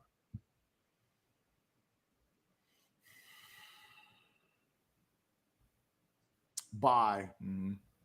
But I'm not all in on Baltimore. Okay. I'm buying because, you know what? Sell. There you go. Sell. Okay. Rangers, after going 2 straight, they got a little Momo. I'm going to go Rangers-Astros American League Championship Series. That would be cool. All right, and buy or sell number 4, you think I'll be happy because the NLCS will be Braves and Dodgers. Sell. I think my Phillies are going to beat the Braves. Gotcha. Yeah, and you like Dodgers as well? I do. And finally, Ketch, back to Dallas. Buy or sell number 5. Let's get you on the record officially. The Texas defense won't just have a good day. They'll score a touchdown. Buy. They may score 2. No, may score 2? If I predict Texas scoring 58 points, I might need a little defense double time and maybe a special team score. I'm telling you, I'm not there yet. But I had my 58-point epiphany kind of in the same way that I had this reminds me of the 1991 Cowboys-Eagles game. And the Cowboys, it was a close game, but the Cowboys won by double digits. Therefore, Texas beats Bama by double digits. The scripts don't always play out in my head, but like the very specific pieces do. 58 points flashed over me. My prediction, I think, is going to include 58 points tomorrow. Here's what was great about that. Right as you predicted that Texas was not only going to score 1 defensive touchdown, but they're going to score 2, Brian Jones popped into the studio and is ready to roll to talk about it. Oh, my goodness. That was just the perfect timing. So I think it is time for us, and it appears that he might be set up in a normal way where we can see his entire self and I don't believe it. And not some arm or whatever. Let's test it out and see. Ladies and gentlemen, this is the man. This is the answer to the question of what happens late at night when Peter Gardere's phone rings and someone on the other end is screaming, "Did you do it all by yourself? Were you by yourself?" Was it just you? This is the man who's on the other side of the phone, Brian Jones of CBS Sports. What's up, man? That used to bother me, man. We playing all those golf tournaments, and they're announcing folks, and they'd announce Peter as if he went 4-0 by his damn self. I don't remember him making any tackles, but that's my man. I love him to death. So I'm good, baby. Yeah, it looks like we're a little cockeyed, but hey, we'll take it compared to last week as far as the picture. It is a little cockeyed. It's a little bit. That's okay. We can't. Every something, dude. I apologize. I don't know what the hell's going on. Well, what's strange is you look straight. The bookshelf looks crooked. Yeah. How the hell is that? Why wouldn't everything be slightly like everything looks good? I don't know. Okay. Brian, I have a question that Chad and I were talking about earlier that I need you to answer. Okay. So you are officially 2-0 in your career against OU, correct? In a Texas uniform. I lost to them my first college game ever at UCLA my freshman year. They beat the brakes off of us. But in a Texas uniform where it matters most, 2-0. Was that when was Aikman playing for Oklahoma then? Aikman was with Oklahoma and transferred the next week to UCLA. Yes, he had broken his ankle. Wow, craziness. Damn. So my question is, when you transferred to from UCLA to Texas, you had to sit out a year, right? Unfortunately, yes. So in '88, you were at Texas, but you weren't eligible to play. So you don't count and assume any responsibility on your record for that loss. Only if they had won. I'm 3-0. You didn't know I was 3-0?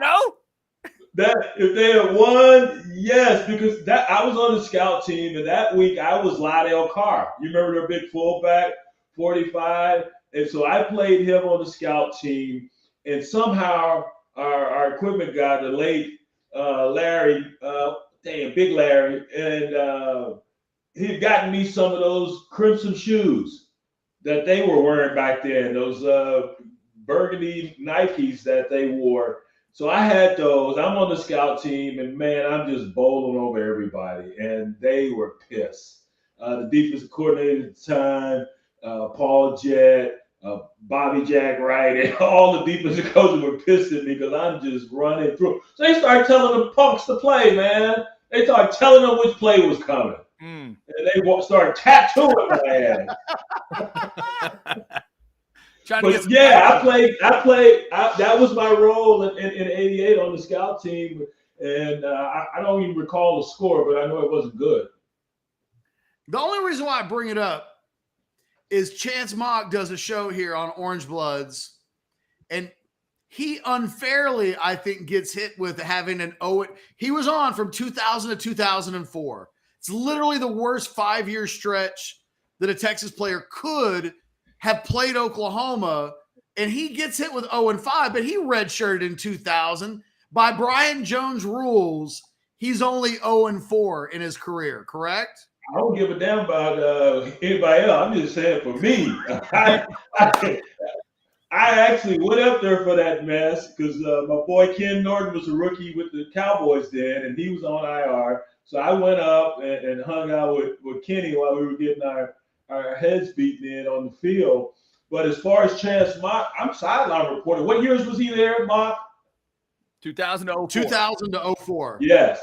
And as you guys know, some of the worst defeats ever in that rivalry were during that time period, man, they used to kill us. I mean, I was there, sideline reporter. I was host of Mac's TV show, and to endure some of those games, like, whoo, it was unbearable. Yeah, that's some rough stuff. Brian, good to talk to you as always. I love talking to you on This Week. By the way, you like my giant turkey leg? I got this just for you. I got a giant turkey leg. Is this about your size? Is that your size? Corny dog. Your corny dogs are up here too. We got orders of corn. I got to order of corn dogs for you right there. Right there. I see you. Yeah, that's that Captain Caveman right there, baby. That's it. That's it. Exactly. We got the caveman stuff. So let's talk about just kind of tie it together because you obviously know what it's like to play in this game and win the game. I I'm picking Texas. We're both picking Texas. Ketch is, I think, going to go up into the 50s for the first time. That Texas has never done that to OU. Do you feel like it's a Texas win? And do you also agree that this could be a Texas blowout? Because I'm sensing a lot of people are kind of headed that way. Man, I'm hesitant to say that, just knowing it doesn't matter what the record is. And we were never favored when I was there, and we beat them both times, and they were low-scoring affairs. Texas looks so dang good and dominant up front. Yeah, they'll give up a big play here and there, and we witnessed that, pretty much in every game except for maybe the Rice game again last week. The long touchdown pass. So watching that tape in Iowa State, man, this was a defense that used to be feared. Wasn't a year ago they were number one defense, even though they suck offensively, and their record wasn't that stellar, but they still had a stout defense. They lost all those guys, and I saw maybe one or two guys that could ball. The rest of them looked like Clydesdale. So I didn't think it was a good barometer going up against Dylan Gabriel and those fast receivers. Now, they have some fast receivers. They've always possessed those type guys. Even have the transfer from Texas. Who's it? Brennan Thompson. He got a long catch the other night versus Iowa State. So the speed's there. Dylan Gabriel's outstanding, hitting 74% of his passes. But when I watch this defense, I believe I shared this last week, man, it's fun. It is fun. And Chad, you and I discussed when it wasn't fun. And turning on the film, I just know I'm going to see guys flying around. And so I say all that to say this. I wouldn't be shocked if Texas posted a big number because I love the way this defense is playing. But knowing the history of this particular rivalry, it's just, I just can't. I didn't foresee 49-0, even with Gabriel not playing in the ball game. Now he's going to be playing in this game. I'll just say I'm not scared, and I know Texas isn't. There's nothing that really has me sitting here other than knowing the history, the historical data that accompanies this matchup. Other than that, no, Texas is the better team. Texas has played the better record or competition, the better schedule. They're the better team in my estimation, and it looks as though they fixed things there at OU. They're about to get exposed, I think. They're going to be exposed. If this offensive line continues to push people around as they did a week ago, and I'm glad to see my man Christian Jones, my play cousin, he was getting chippy and fiery, blocking downfield, man, talking noise. That's what I like to see in those offensive linemen. And these guys are maintaining blocks.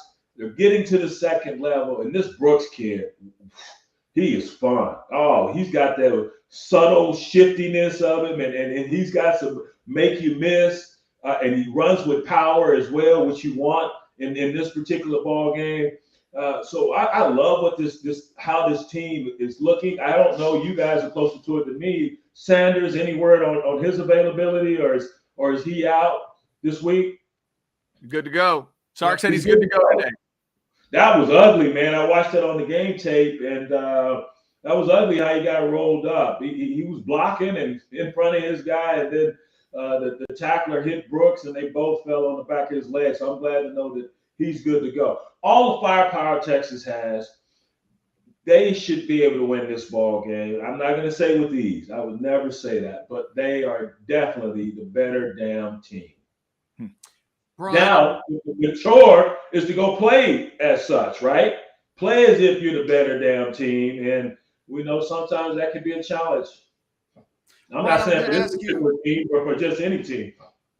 Brian, I was going to ask you, you made the big prediction that Texas would be in the playoff early in the season, before the season started. And then we talked to you the day that you were at a Texas practice. And I remember like how excited you were coming from the Texas practice because you got an eye, like you saw them with your own eyes and you were as impressed or more impressed after seeing them with your own eyes than you were when you made the prediction. Now that we're 5 games in, are you seeing anything either that you expected or didn't expect after seeing them with like what this team has become? Is it anything different than you thought it was going to be? Like how different is it after your like firsthand look at them? No, I believed in the trenches, and there was some concern following the Rice game. But they shored that up the next week on the road in Tuscaloosa, and they've continued to get better up front. Yeah, you have a hiccup there, but they give those guys scholarships on the other side of that line of scrimmage as well. So they're going to make some plays, but this team continues to get better. Defensively, nothing has bothered me other than giving up the big plays. And now, every now and then, a guy's not in their gap. The Wyoming game, Anthony Hill, the freshman. Hell, I didn't know what I was doing as a freshman. At least this guy knows how to rush the passer. He just did straight far enough to get in his gap to prevent that long run by the Wyoming running back. But they buckled down after that. 0-8 on third down a week ago, Kansas. 0-2 on fourth down. That's hellacious defense, man. But the big plays, they have to stop giving up those big plays. That's the only thing that's bothersome on that side. In the special teams, 3 missed field goals in the last 2 games. Hell, who knows? The game might come down to a field goal. You need your kicker to be on point. And this guy is not he's not lending himself to a lot of positivity here lately. So you want to roll into this game with everything clicking. But to answer your question, dude, no, nothing has really surprised me. I saw the improvement in the O-line, D-line. They continue to hunt with just 4 guys in a rotation that can maintain the same energy. They're going to be hard to stop. That allows your defense so much flexibility on the back end. I just need 4 guys. I don't have to bring the blitz to get after your behind. You cooking with gas, baby. So, Brian, in terms of we've been discussing this today as well and this week as well. If OU is going to have success in this game, obviously Gabriel's got to have a really big game. Who else jumps out to you watching film? Like, I think all the receivers at times are pretty good. I don't know if I'd say any of them are great. And then the running back is like, he's okay, but I don't know if I'd say he's even really good to me. But I think he's going to have to be. Like, who else do you think has to show up with Gabriel to really press the Longhorns and score enough? Their O-line and everything you mentioned, I feel the same way because I didn't believe I've seen them playing each week. Of course, we have all the games up, but actually studying the game tape last week, that wasn't a good barometer. That was not a good barometer, I don't believe, because Iowa State is down. Gosh, but even that quarterback Beck, Anthony Beck, the West Virginia Mountaineer, longtime NFL player, now an announcer, his son made some big plays against their defense. So I don't think it was a great barometer. So the jury's still out. And Texas, they checked that box when they went to Tuscaloosa. They've checked that box since by being behind in games and holding the line and then going on to defeat teams by a wide margin. I haven't seen that with Oklahoma. Cincinnati was coming off a loss to Miami, Ohio. Cincinnati's not Cincinnati that they were under Luke Fickell. SMU played them tough. I thought they would. 28-11, I believe, was the final in that one. So you've got those 2 teams that held them into the 20s. I think they're going to need more than that to score against Texas. So I as I stated when we first came on, I'm hesitant to say Texas is going to whoop that ass. But the film says you might be on to something, Ketch, because Iowa's Clydesdale. Man, you talking guys not scraping, guys not playing physical. It was ugly. This is not Iowa State that I used to seeing, especially on the defensive side of the ball. They just allowed OU guys to smother them as far as the offensive line and the defensive line. There may have been one kid, number 11 for Iowa State, that really stood out on the defensive side of the ball. But aside from that, and they were still in the ball game early. They were matching OU score for score early on in that affair. So they'll play much better. This being a rivalry, I'll say it again, it's risk of being redundant. Texas is the much better team, and they need to play as such. Yeah. Brian, I'll ask it for Chad. A&M, Alabama, CBS, 2:30. It's a big game too. Make Chad feel good. Tell him the Aggies are going to win. Dude, I am so pumped about this weekend. It's Texas OU. How can you not be pumped? And then the game we have, because somebody must have went back and told DJ Durkin, the DC for the Aggies, what the hell I said about him or what everybody else was saying about him. Because since that Miami game, that D has been on point. Back-to-back games with 7 sacks, 15 TFLs a week ago, holding KJ Jefferson to -3 yards rushing, less than 200 yards of offense for Arkansas. That was so impressive. Now they're going to face a different stable of wide receivers and athleticism this week. But at that front, such as Texas, can continue to do what they've done the last couple of weeks, and Max Johnson can stay away from the turnovers, because the moment's not going to be too big for him. This kid's a good player. I like the Aggies. I think they can win at home, but they have to stay away from the turnovers. They cannot hurt themselves. And KJ Jefferson, much better passer than Jalen Milroe, of course. He's got more experience. I think Milroe's probably the better athlete, but right now they're simplifying things. Hey, one look, maybe 2, and then you take off and run. But I don't believe Alabama's offensive line is fixed. They had another couple of errant snaps this past week versus Mississippi State. Now their defense is back to thumping, but offensively, I don't think they're fixed. I think the Aggies can get after those guys up front, and that's going to be the key and force Milroe into some mistakes. I think that is still an issue for Alabama, but I think that's going to be a hell of a game. Man, I can't wait for that one. Hopefully I'm in a good mood because I am really stoked to see that ball game. Well, and Brian, it's interesting. The money agrees with you too. Yesterday, I think Bama was like 2.5-point favorite. Now it's down to 1.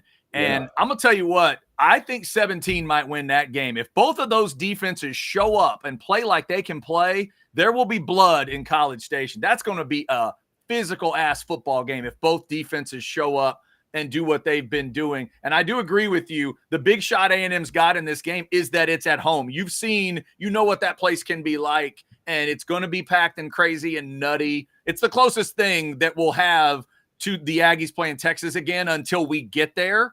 Right. When Bama comes in, it gets crazy. They got a shot. I'm not sure if they quite get it done, but you might be talking me into something crazy here. You might be talking me into the prediction too.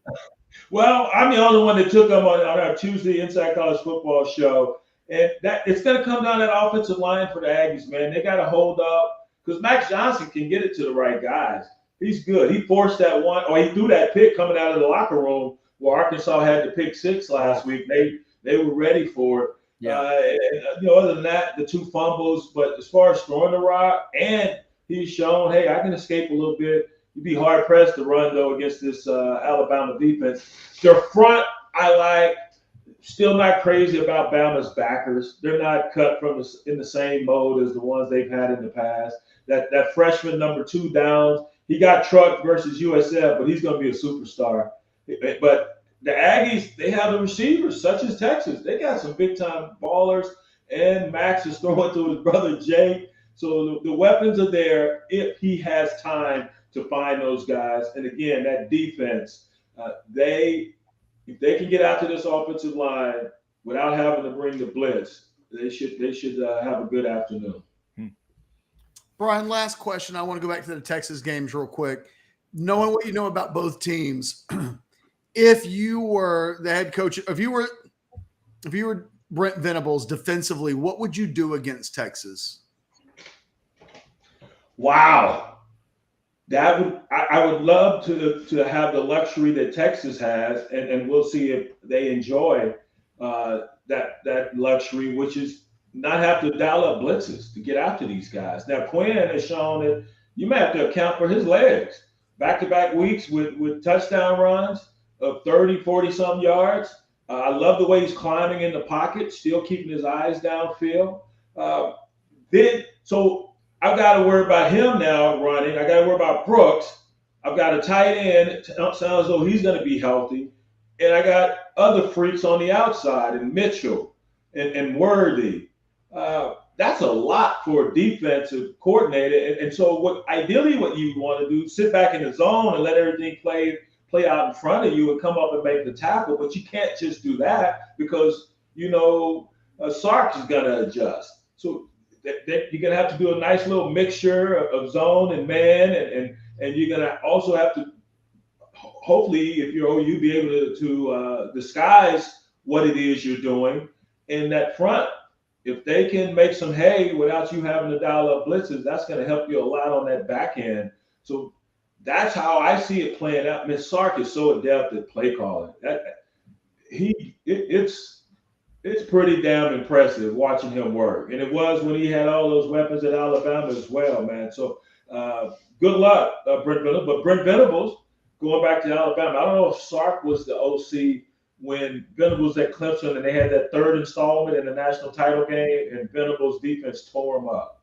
I think that was Tua's last year, but they just ate him up, man. It wasn't even close out in Santa Clara. So he's seen this type of firepower before, but does he have now the Jimmies and the Joes such as he had at Clemson? Are they on that OU roster? That's going to be the key. So, Brian, real quick before we let you go, have you ever gotten to watch Texas OU as a fan? Just sit in the stands and watch it as a fan? As a fan, no. I was always sideline reporter. Okay. When I went to the ball game, I've never ever got to just sit and watch it as a fan, other than in the studio. Why, you invite me? No, I'm not. Well, I wish I could. No, I wish I could. But if you were going to go to the game as a fan, sit on the Texas side in your burnt orange, give me your chemical combination. What drink? What food? Or is it another chemical? Well, give me anything you need. What do you need to fully enjoy it as a fan for the first time? Well, I don't drink anymore. Okay. But back when I was drinking, my chemical concoction would have been mezcal. Tequila. Love the smoky tequila. Nice. Or Prosecco or champagne. I've gotten fancy, at least I had. And the food is easy. You got it. Give me my corner dog. Yeah. And give me a turkey leg, baby, and some of them fried Oreos and Twinkies. Ooh. And then point me to the bathroom. That's going to be an atomic bomb going off. I'm going to have Oppenheimer all up in here. Hey, Brian, has Chad told you what's happening to him this weekend? No.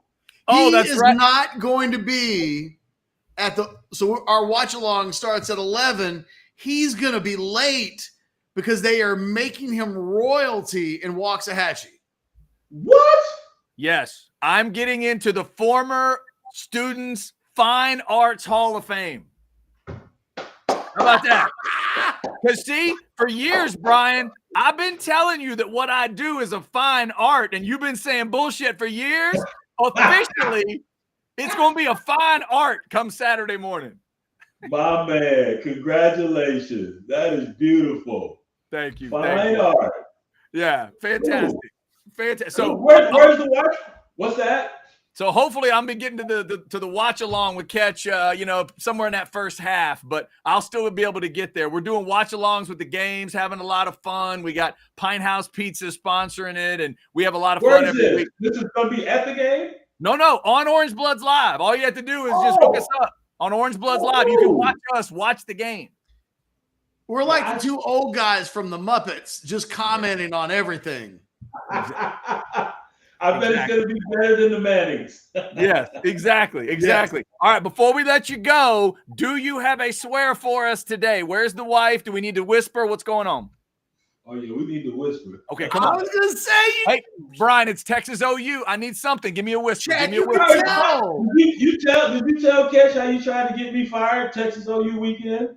Oh, no. You know what? Don't say it that way. You mean the weekend where we were at the Hofbrau. On the Friday, you heard OU fans yelling at you. He told me this story, Brian. And you must have said fuck OU like 8 times in a row. And you got people freaking out in the studio, trying to dump and everything. And the sound of Brian's voice, fuck OU, was just ringing through the buildings in downtown Dallas. Don't blame that on me. Chad, I'm going to let the ghost of BJ's past account for his curse words this week.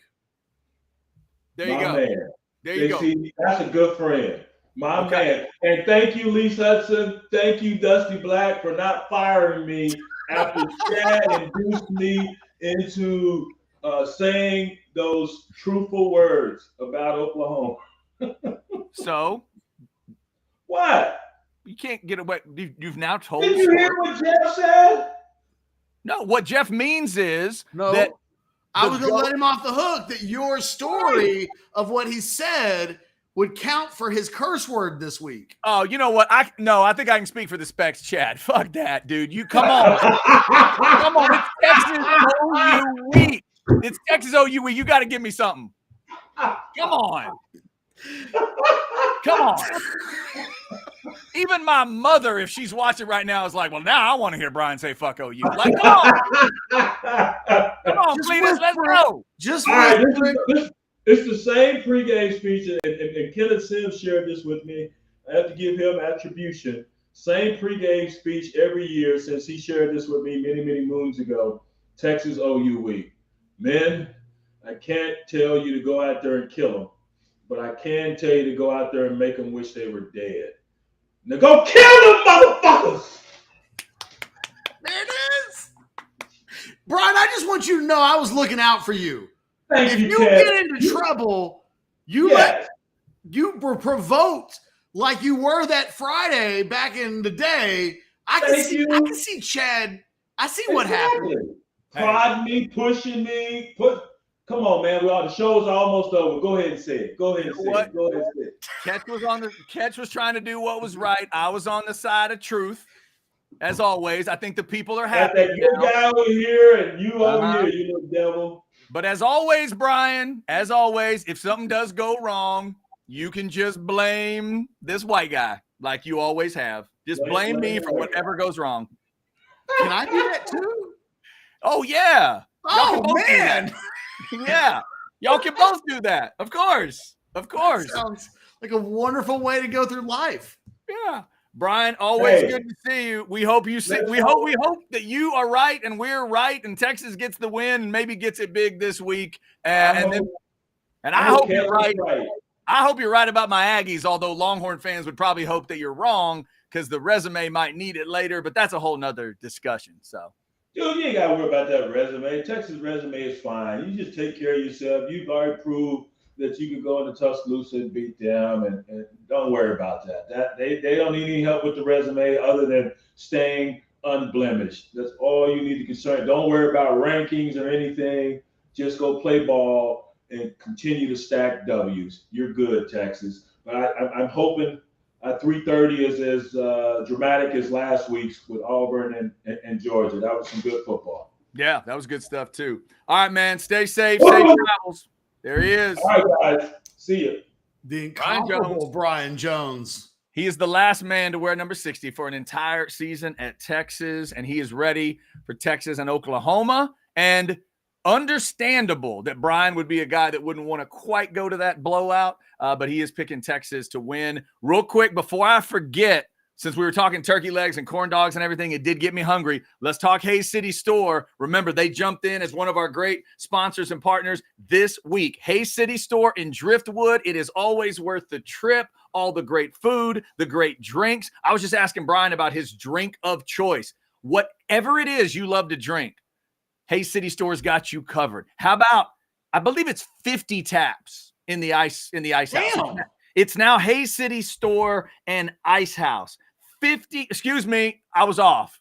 40 taps. It's only 40. My bad. 40 taps. 5 TVs out there. They'll have the games rolling for you. Get out there. If you're like me and you're into the craft beer thing and you want to have a great draft beer, they've got that for you. But if you're into tequila, whiskey, how about a frozen Jack and Coke? That's the Jack Frost. They've got that for you. You want to do a flight of frozen margaritas? They can do that for you as well. Just all kinds of cool stuff out at Hays City Store. Click on that QR code right there. Find out more. I would advise getting a reservation set up, and they can do that for you, whether your group is small or large. That weather is cooling down. You're going to want to be out there under those beautiful shade trees, enjoying things. They've got live music. And again, the Ice House is awesome. It's a great place to go. Hays City Store in Driftwood, right there, FM 150. 50. Go tell Travis and Tamara we said hello here at Orange Bloods Live. All right. So as I mentioned, Ketch, that didn't surprise me that Brian went where he went, and he kind of explained it. Brian in 89 and 90 was a part of games where all week long everybody said OU was going to win. Everybody thought OU was going to trounce Texas because they were ranked. And in both cases, I think Texas was unranked. OU's ranked high, and Brian's crew and Texas figured it out those couple years because they made big plays with turnovers. They had big running performances in the games. They made big plays when it mattered. So I understand why he doesn't want to go there, but you can hear it in his voice. Brian watches film. Brian breaks it down. He's seeing what we're seeing. He may not be willing to say 50-something to 20-something, but he sees it too because he couldn't come up with that OU person that's blinking at him like, oh, man, this dude. It's just it's not quite there. So that tells me something because Brian will be honest about all of it. Brian has been honest about all of it. Hell, his honesty in those early 2000s damn near got him, fired at times or moved around or removed, got him sent to the principal's office. We've talked about that. So that tells me something. It tells me a little bit more about what everybody is seeing in this game, that if deserves mattered and if talent matters, this should be Texas's ball game. It's just hard. The thing is, where we're at with this game, Chad, you have to convince yourself that something that's not as good as the other thing is going to, over 60 minutes, outclass the thing that you think is, you know what I mean? It's like, in He Got Game, when Denzel and Ray Allen are playing basketball, and they're actually playing basketball, and Denzel scores like the first 7 points of the game. And then Ray Allen goes Ray Allen. And he might have called him Jesus Shuttlesworth, but at the end of the day, he's an NBA Hall of Fame basketball player. And he wasn't going to take that Denzel Washington talking shit lightly. Right. Yeah. I kind of feel like that in this game where it's like, okay, Oklahoma jumps out 14-0 in the first quarter. I think there would still be a feeling. And look, you wouldn't be doing a watch along with me where it's 14-0 in the first quarter because you'd be in the hatch getting inducted into the Hall of Fame. Dude, if I duck in at 14-0 OU, there's going to need to be some beverages going on. Well, you'll be the good luck charm. I hope so. Yeah, I'd have to turn it around at that point. Then they really will be fired up for you. Right. I love how your points as like show host went up just by getting Brian to say an MF blast. I was trying to protect Brian. Yeah. The thing is, I could tell we were 30 seconds review, and I was like, the wife's literally 20 feet away. Mm-hmm. I could just tell. I don't know how, as a married man, you didn't pick up on everything about Brian's tone, his loudness. His volume was set at like 4. Yeah. Whereas, when the wife's not home and you're listening to music, you crank it up a little bit. I can't believe you couldn't tell. I was trying to protect him. And in the end, you got him to shout it out. I think he's going to be in detention. Oh, yeah. I think you got him in marriage detention. He's a big boy. He can handle it. He's a big boy. If he didn't want to say it, he wouldn't have said it. Trust me. I've never, ever been able to convince Brian Jones to either say or not say I think anything. I feel like we need to have the jacket conversation with him. Can't get whipped, Brian. You got to whip it, reverse it. No, I don't think. I think it'll be fine. I think it'll be all right. Let's do some super chats. Then they have stacked up on us. So let's knock these out before we get to the crap bag. We got like 5 of them. So here we go. Mm-hmm. Javier says, can you guys talk about the impact of this game and pressure inside the Cotton Bowl? Lots of new faces for OU. How much of an impact is that, especially Dylan Gabriel? It's massive. It helps that Quinn Ewers has done this. Yep, absolutely massive. The numbers of quarterbacks that have done it. I'm not saying a quarterback in his first time has never won the game. It's happened, but the quarterbacks that usually are going through their first game, when you face a quarterback that's done it before, normally the quarterback that's got the experience, it's exactly what you think it would be. They get that advantage. And for me, Ketch, it is about, again, this defensive front. OU's played some pretty good defenses at times this year, but nothing like what Texas is doing right now. Sweat and those guys coming right up the middle is where I'm going to watch. I'm watching the middle of that line. You talked about it yesterday when we were breaking down some numbers. Interior OU offensive line, interior Texas defensive line. I think that's where they could really rip OU apart. And it's where Dylan Gabriel will get freaked out the quickest. That is where he will get bothered. So I agree, though. That idea, he has no clue.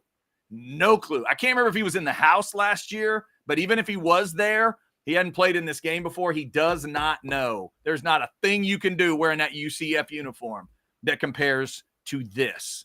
So we'll see what happens, but it's a great point. I think it's also one of those reasons why we sometimes see funky first quarters in this game. Like, they can be wild emotion swings early on, I think, for the reasons that you're talking about. Dak says, Uncle Chad, please explain the naked guy pumpkin sacrifice tradition at A&M. No clue what they're talking about, honestly. No clue. I've never heard anything like that in my life. Y'all know I would tell you if I'd heard of it. I don't know what they're talking about.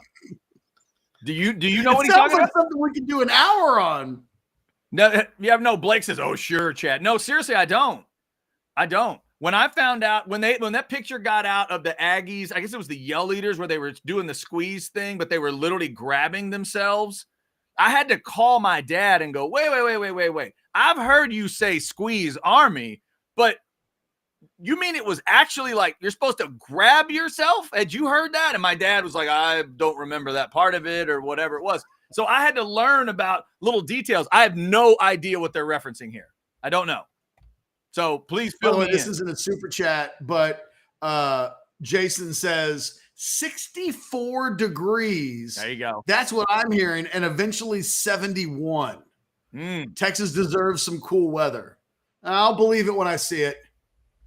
Boy, that sounds like a slice of heaven. That sounds awesome. Well, think about it, Ketch. Every year, right around Texas OU, sometimes the cold shows up. In past years, it's been normal cold, but we've had abnormal hot. So maybe when it goes cold around Texas OU, it just gets nice and goes to 70, 75.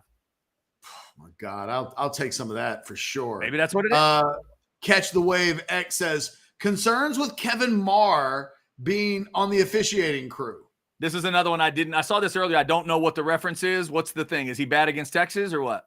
I don't know who Kevin Marr is. I don't either. I do not. But I got to be honest. I obsess over English Premier League soccer referees. Like I know all of them and I hate them all on different levels of hatred. I don't know Kevin Marr. Yeah. Right. What I may do in a little bit is Google Kevin Marr while crap bag and see if I recognize his face and then go, oh, that bastard. Like, right. Yeah, that dude. I'll give it a shot. That's it. Here's another super chat. Let's see. We've got we got one more, but we got this one. Okay. Christopher's got jokes. Oh, yes. Why are there so many unsolved murders in Oklahoma? There are no dental records and everybody has the same DNA. Well done. That's a good one. That's a combo good joke. Insulting DNA dental record joke. And you know what else that is? That's scientific, Catch. A lot of successful cop shows out there. Just ties the society together and makes fun of What would the cops on all of the police shows do if there were no teeth and all the DNA was the same? It would totally change every police show on television. Yeah, exactly. That's why they haven't done Law and Order Oklahoma. That's why it doesn't exist. They can't do it. Every case getting thrown out of court. Oh, it's fantastic. All right, Oscar, Super Chat $4.99. Buy or sell, Kenny Chesney is some of the greatest road trip music, especially for my drive up to Dallas tomorrow. Oscar, I don't know you. I don't know your musical history. For me, that would be a sell. I would recommend you go after Rest in Peace, Charlie Robinson, who just passed away, I would tell you to go find the Life of the Party album and go stem to stern on that bad boy while you're driving, because you'll get My Hometown, you'll get Sunset Boulevard, you'll get You're Not the Best, you'll get some incredible stuff, and you don't need to worry about Mr. Chesney. So that's what you should do. I would suggest not listen. Sell. Yeah, it's Never a sell. once in my entire life have I listened to Kenny Chesney on a road trip. No. And that's just us. Like I'm sure there's some people that love Kenny Chesney on a road trip. I'm not one of them, but that's all right. I mean, he asked us though. He didn't ask anybody else. Right. Yeah, he said is some of the greatest road trip music. For me, that is a sell. Here's somebody else I'd tell you to listen to, because I'm studying up right now to go see Chris Stapleton. Get you some Stapleton. Have you heard any Chris Stapleton? Get you some of that. Midnight Train to Memphis. You're studying up on Chris Stapleton, like you're just learning about Chris Stapleton? No. I just study up for big shows. Even if I know the artist, I'm going to study up a little bit. Going to go back over the album, go over the fine points. I can't wait. I've never seen Stapleton live. I'm jealous. Woo! What is your favorite Stapleton song? I'm just curious. Oh, damn. It's tough. It's tough. It's not tough for me. I have a very I think somewhat off the grid number one Stapleton song. That's not like Tennessee Whiskey is, you almost like set that aside. Right. That's his. I'm right. Plus that's obviously, it's like not his song originally. But I mean, he made it his song. One of the best covers. Because I've heard the other version. It sucks. One of the best covers of all time. And how dare you? The Possums version does not suck. The Possums version wouldn't even be memorable if Chris Stapleton didn't love it and made it into a better song. Yeah, that's silly talk. All right, so I'm a big fan of the slow, sad stuff. So it's probably Whiskey and You. Okay. I mean, I'd say Whiskey and You or Either Way. One of those two songs is probably like what I think is so wonderful with what he can do. Just him, the guitar, and that voice, the guitar, and an incredible story, sometimes of sadness. But yeah, Whiskey and You is the one that when he does it live, I'm going to lose my mind. So I'm going to go with that one. What about you? The song that turned me on to Chris Stapleton. Mm-hmm. What are you listening to? What are you listening to? Love that song. And I love that how I heard it was he went and did like a live performance at a Seattle radio station or something. Maybe it was even Philadelphia. I can't remember. And it's just him and his dirty ass guitar. And he just slays it. He's just awesome. Okay. Fair enough. I like it. I like that musical discussion. Thank you, by the way, Oscar, for super chatting in about Kenny Chesney. And then we got to talk about some other stuff. We turned it into what we like. God, that was wonderful. Paul's got a super chat, $4.99. Kevin Marr was the ref for the Wyoming game and the horrible QB out of bounds spot. There it is. Also would prefer Heat because Texas is crushing opponents in the second half. Yeah, that's a good point, Ketch. Thank you, Paul, for that super chat. If I'm a Longhorn fan, now if I'm a fan going to the game, I don't want it to be sweltering hot, but damn, if you can get Texas playing in a game where it's 90-95 right now, they don't care. It has been an advantage that we've thought has been a Texas advantage all season long, because when they played in hot weather, the weather might be the best thing OU has going for it. Right. It sounds like it could be one of those perfect type of days. And man, when I hear perfect weather for the Cotton Bowl, Ketch, I think of one game, because that day in 2005, it was perfect. Perfect sunny day. I watched the game from on top of the press box so I could hear it all. I could see it all. Used to be our secret little thing. You can't get up there anymore because they pack too many people in and put weird broadcasts up there. But we used to be able to sneak up there. I was lined up with about the 35 or 40. Oh my God. Just one of the best days to sit and watch that game, watch all the reactions, and watch the OU fans leaving early. 45-12, Texas on the way to a title. That was good stuff. Good theater. All right. I want to hang out with JDH. JDH, class of 80. I'm going to have beautiful ladies dancing in a limo bus. What are y'all playing? Early 2000s hip hop, because that's what our ladies used to dance to in the clubs. LOL. I would definitely not play Chris Stapleton if you've got women dancing in a limo bus. That's not going to work. You need something else. So yeah, the aughts hip hop is probably better. Probably works. The Opinion Sports Show wants me to know it gets hot in Oklahoma as well. It's true. Thank you, Opinion Sports Show. Thank you. By the way, Opinion Sports Show, what's your official prediction? Do you have it? Have you gotten your prediction yet? He pretty much said yesterday that he thought Texas was going to smoke Oklahoma. I'm going 41-24 Texas. Ketch, do you have your official prediction ready yet? Are you ready with your 58 to something? 58-20. Ooh, 58-20. You went with the Kieran score and add a safety. 58-20. Is that what he had, 56-20? He had 56-20. I was going to go 58-24. That felt unfair to Texas. Okay, so 58. Would you like to take a field goal off and go 58-17? No. No, 58-20. All right, we're going 58-20. 58-20. Excellent. All right, we've crossed the 2 o'clock hour, which means we are almost to Max Olson of The Athletic. His thoughts on Texas OU, maybe a little thought on A&M, Bama, any other games around the country that he cares about. Let's face it, this really is the game. There's 4 ranked matchups, but only one where the team that loses will still be ranked, guaranteed, and that is Texas OU. We'll get to Max at 220. Right now, though, little crap bag talk, Ketch, on the Aggies and Bama, if you don't mind, because I found a very modern college football story in this A&M Bama game that I thought you might enjoy. Let's hear it. So one of the Aggie players is a little saucy about Nick Saban, and that is Ainias Smith, the receiver for A&M, who, by the way, has had a good couple of years against Bama. 12 catches, 208 combined, and 4 touchdowns. Yeah. Yeah. The reason, of course, one of those is an Aggie win in 21. The reason Ainias is not a fan, Ketch, is that his brother Maurice played 3 years at Bama, graduated ahead of schedule, and then attempted to transfer to Georgia. And Nick Saban blocked it initially. And apparently the family was not happy. Ainias says, quote, "I feel like this game is always more personal every time I'm playing. You know what I'm saying? I don't know what happened. It's in the past now, and I'm not able to control it. But every time I do look on that sideline, I think about what happened, and I'll definitely be thinking about it. It's more personal for sure." Now, on the football side, Ketch, this is something interesting. He almost went to bulletin board. He said, "My brother's class, they were nice. They were real nice. No disrespect to Alabama right now, but them boys was always 1-2 in the rankings. Like it was no question. Right now, I guess with the rankings, you could say," and then he paused and said, "I ain't even going to say it. I ain't even going to say it." So he didn't want to fire up, I guess, but he's a little saucy about it. He also said, he should be.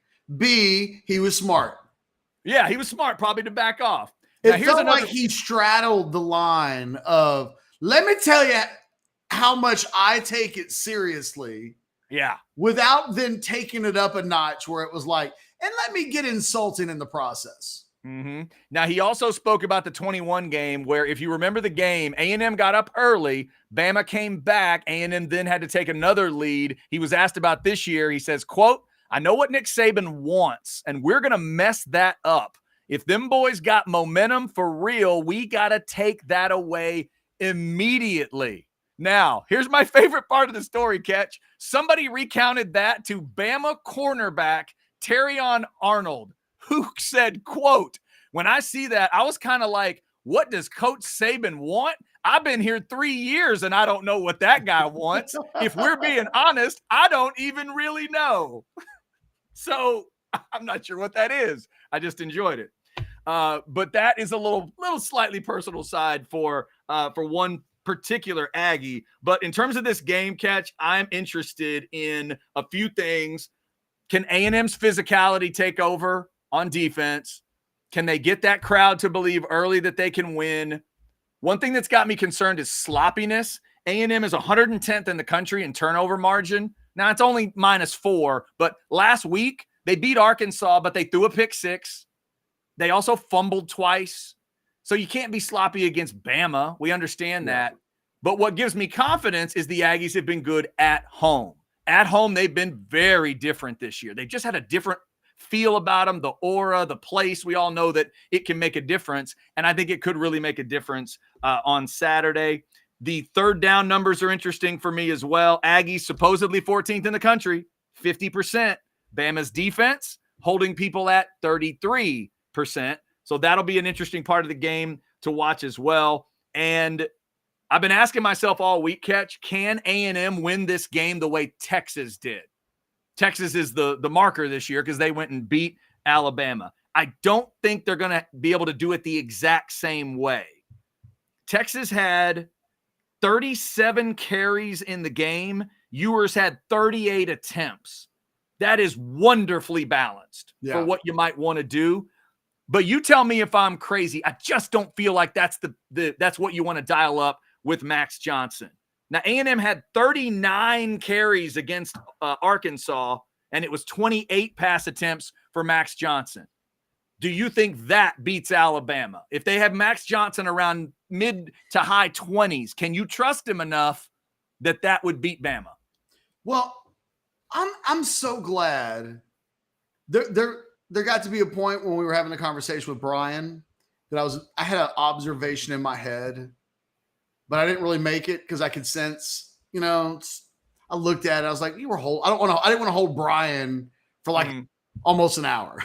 It's like, so, but I had a question about the quarterback position of Max Johnson where, essentially, he wasn't mentioned when you guys were talking about the game, really. But A&M's ability, they've got, Brian mentioned A&M's got receivers, and they do, right? I mean, you and I talked about those guys. I'm practically president of the Evan Stewart fan club.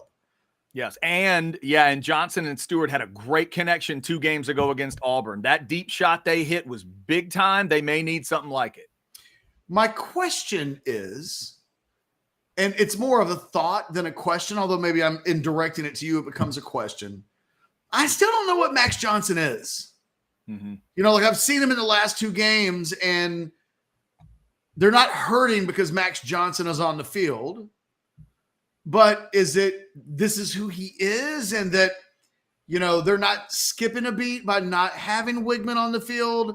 What I wanted to ask you and BJ was, how different does this game feel if Wigman was playing? If the A&M team that was going to field itself on Saturday had their QB1, does it change anything? Or do we think that, that they're so close enough that, because it feels very quickly like the talking point of Wigman not playing is no longer a talking point. But I don't know what I think about Max Johnson, and I don't know what in the world I should expect of him in this game on Saturday. It helps that he's at home for sure, but when you ask the question of, is it fair to expect him to throw the ball that many times? Can you have that much balance? How should it play out? I don't know. There's a part of me that wants to say, you know what? Max Johnson looks pretty good, and maybe there's more to him and he can handle this and he's a good quarterback. Then there's another part of me that's like, I don't still trust him. I totally understand it. Yeah, I understand that feeling. So Max is, and I just double checked the numbers. There's comparable numbers in terms of comparable. Completion percentage goes from 69% with Wigman down to 63% with Johnson. Not phenomenal, but certainly not terrible. 6 touchdowns, 1 pick. That was last week. Not as good of a runner, but he's got 4 more rushes. You lose something with the run game. I think that's important with him. And that's so last week, Ketch against Arkansas, Le'Veon Moss had 17 carries for 107, and then they got 10 carries for Daniels. It's the only game this year where the Aggies have had 2 double-digit carry guys. And to me, that's a pattern. And a plan that they could throw at Alabama is establish a couple of your guys. Le'Veon Moss is starting to take the job of the guy. Daniels has had moments. Ruben Owens has had moments. I feel like Le'Veon Moss is becoming that running back. If they can get that, then you're asking, Max Johnson to do a little bit less. But Ketch, I don't think they can beat Bama unless they show off those receivers at least some. You mentioned Stewart. Thomas is back healthy. Anaya Smith apparently has a personal level that he wants to hit again, and he's been great these last 2 years against Bama. So it's just a little bit of a different way to attack. He's not as good moving his feet as Wigman is, but he's already shown he can hit those deep shots. They hit the tight end with him. You know, his brother obviously being the tight end, hitting Jake. That offense just needs to stay varied. It needs to throw the ball. I'm fascinated by this game because 2 years ago, Ketch, Jimbo Fisher could argue to you, me, and everybody, hey, we beat them my way. We beat them with my offense, right? But this year I'd say, right, but Bobby needs to beat them this year. This is Bobby's offense. I don't know what's Chad, I got to interrupt you. Okay. I don't know what's happening in the chat. I have not been paying attention. Of course you do. But I looked over at South End Zone Queen's comment a second ago. Something's happening in the chat. So South End Zone Queen is observed. Oh, they're not talking about. I thought they were talking about us. I'm like, we haven't been fighting today. What? They're talking about two chatters are getting after each other. Yes. Okay. All right. So see, I'm just looking over and seeing jokes. Like, hang on. I just looked over and I saw this. What's the difference between a Sooner fan and a carp? One's a bottom feeding scum sucker, and the other one's a fish. I like that. Right? That's all I saw. Yeah, it's not bad. Yeah, not bad. All right, so A&M 2:30 kick against Alabama, and of course, Ketch, if you are a Texas fan, you'd like to see Bama win this game. So give me your formula for Bama on the road. We've seen some progress against Ole Miss, against Mississippi State. What do you think they need to bring to College Station to make a statement, not only about them, but to help Texas fans kind of on the side to say, hey, that's the team we beat, and they're starting to find themselves? It's a referendum on Jalen Milroe the same way that it's kind of a referendum on Dylan Gabriel. Mm-hmm. Forgive me for Liverpool's playing right now, and for the first time in 17 minutes, here we go. They were on the verge of scoring a goal, and I got slightly distracted. Slightly excited. Yep. Counter back to 0. Was it? I think it was already at 0. It may have been. I think if you're Alabama with Milroe, you want to be balanced in the first half. So you want, of your first 30 plays, I think you want a little bit of a mixture. And I think as the game goes on, you want to play ahead. And I think to get ahead, they need Milroe to make at least one big play with his arm. They need to get 2 monster plays out of Milroe on Saturday. Mm-hmm. And one can be with his feet, one can be with his arm. It can be in whatever order they want. I think if you're looking at the maturation of Jalen Milroe, if I'm an Alabama fan, I think you'd like to see one of both. Hit a big play in the pass game, make a big play with your feet. Oh, yep. And then I think as the game goes on, the run pass mix starts to be a little bit more run and a little bit less pass. And I think you want to be able to impose your will with about 5 minutes to go in the third quarter, going into the fourth quarter. You're playing ahead, you're playing good defense, and now you are running the ball, keeping that A&M offense off the field. And I think it's kind of as simple as that. You end it's murder ball. It's murder ball. I think if you're A&M, you want this game to play fast. As much as there's good if you're A&M, I think you want a basketball game to break out on Saturday because it was what we talked about in the Alabama-Texas game. That's not a style that I think Alabama can compete with against a team that plays good basketball. And I think A&M can do that. Yeah, if I tell you the winning team gets 35, you'd guess that's A&M. I would say that's 35. Right. If it's a murder ball game, that might also work okay for A&M, but I don't know that stylistically that's the best way I think they should go about trying to beat Alabama. But I think if you're Alabama, it's very much it's similar to the OU Texas game with Dylan Gabriel. It's a referendum game. At some point in one of these games, he's got to be a big boy college football quarterback. That's what the expectation calls for. And if Milroe doesn't get it done, we've seen that Saban has got a little itchy trigger finger on the quarterback position. I mean, Yeah. he at least toyed with the idea of I need to see what these other guys can do after the Texas game. You know, I think at some point Jalen Milroe needs to do this, or this just isn't going to be his football team. Maybe for the rest of the season, okay. But then you got to believe either one of these guys, Ty Simpson, somebody, becomes a starter long term, or they go into the portal and they go get Jalen Daniels. Yeah, right. And then, that and then you're good. You're good at quarterback for a season, and then let these guys grow up. Okay, he's been listening to us for a couple of minutes. He didn't realize he was joining House Divided, the A&M football show. Oh, stop! I'm sure he'll roll with it. I mean, come on. I mean, you got to have a little bit, right? They're playing Bama. No, I'm just saying Max Olson of The Athletic is getting ready to join us here on the show. I'm just saying I doubt he guessed that when he would join, that he would hear us talking about the A&M Alabama game. I'm guessing he just thought it would have been all Texas and OU. That's it. That's pretty messed up. You just gave away Lance Leipold's quarterback to Alabama too. Like, what the hell, Ketch? What are you doing? Well, look, man, I tried to get Deuce Vaughn out of Kansas State fans didn't work, will tell man. you Didn't work. I tried to get Deuce Vaughn out of Manhattan and just somewhere else, and Kansas State fans got mad at me. I do this thing where once a year I pick the best college football player in the state of Kansas, and I try to get them on a team that enhances their Heisman hopes. Just be sure to tweet it, okay? Just when you get done with this, be sure to tweet Jalen Daniels should be playing at Alabama next year, just so people can have their receipts later on. They need that. Kansas fans get mad, and they'll act like I'm saying he should go to Texas. And it's like, no, I like the guy so much. I want him to actually have success. And I don't care where it is.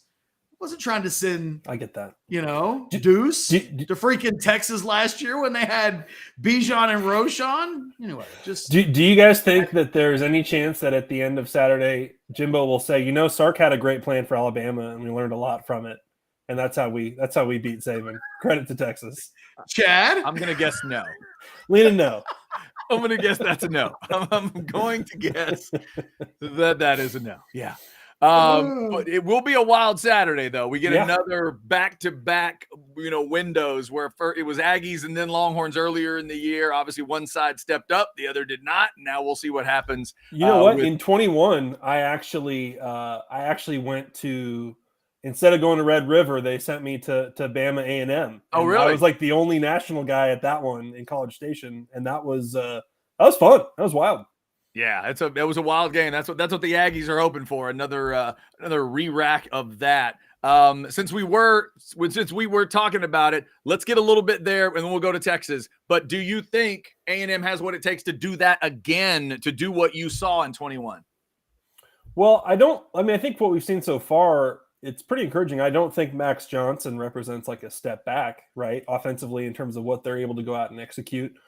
I don't know how good Arkansas and Auburn are. So, I mean, how much do you judge them off that? That's tricky.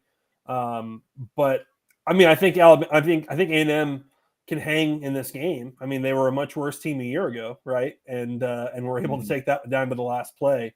So yeah, I mean, I think, it's funny, Ketch. It does kind of echo the conversation of a couple weeks ago, right? I mean, it is still. Are we sure Jalen Milroe is up for these big games? And do we think Alabama offensively can, sustain drives and take a lead and hold a lead with where they're at with the young pieces they've got? I think I'm sure Jimbo's got a hell of a plan for this game. And yeah, I think it'll be a 4-quarter game. I would be surprised. I mean, I was impressed by how Alabama responded against Ole Miss, but I would be surprised if A&M just got smoked in this one. I was going to say, we're still not close to Alabama really flexing and being Alabama, right? We're still not. That's not the takeaway from the last 2 weeks is, they're back. Watch out.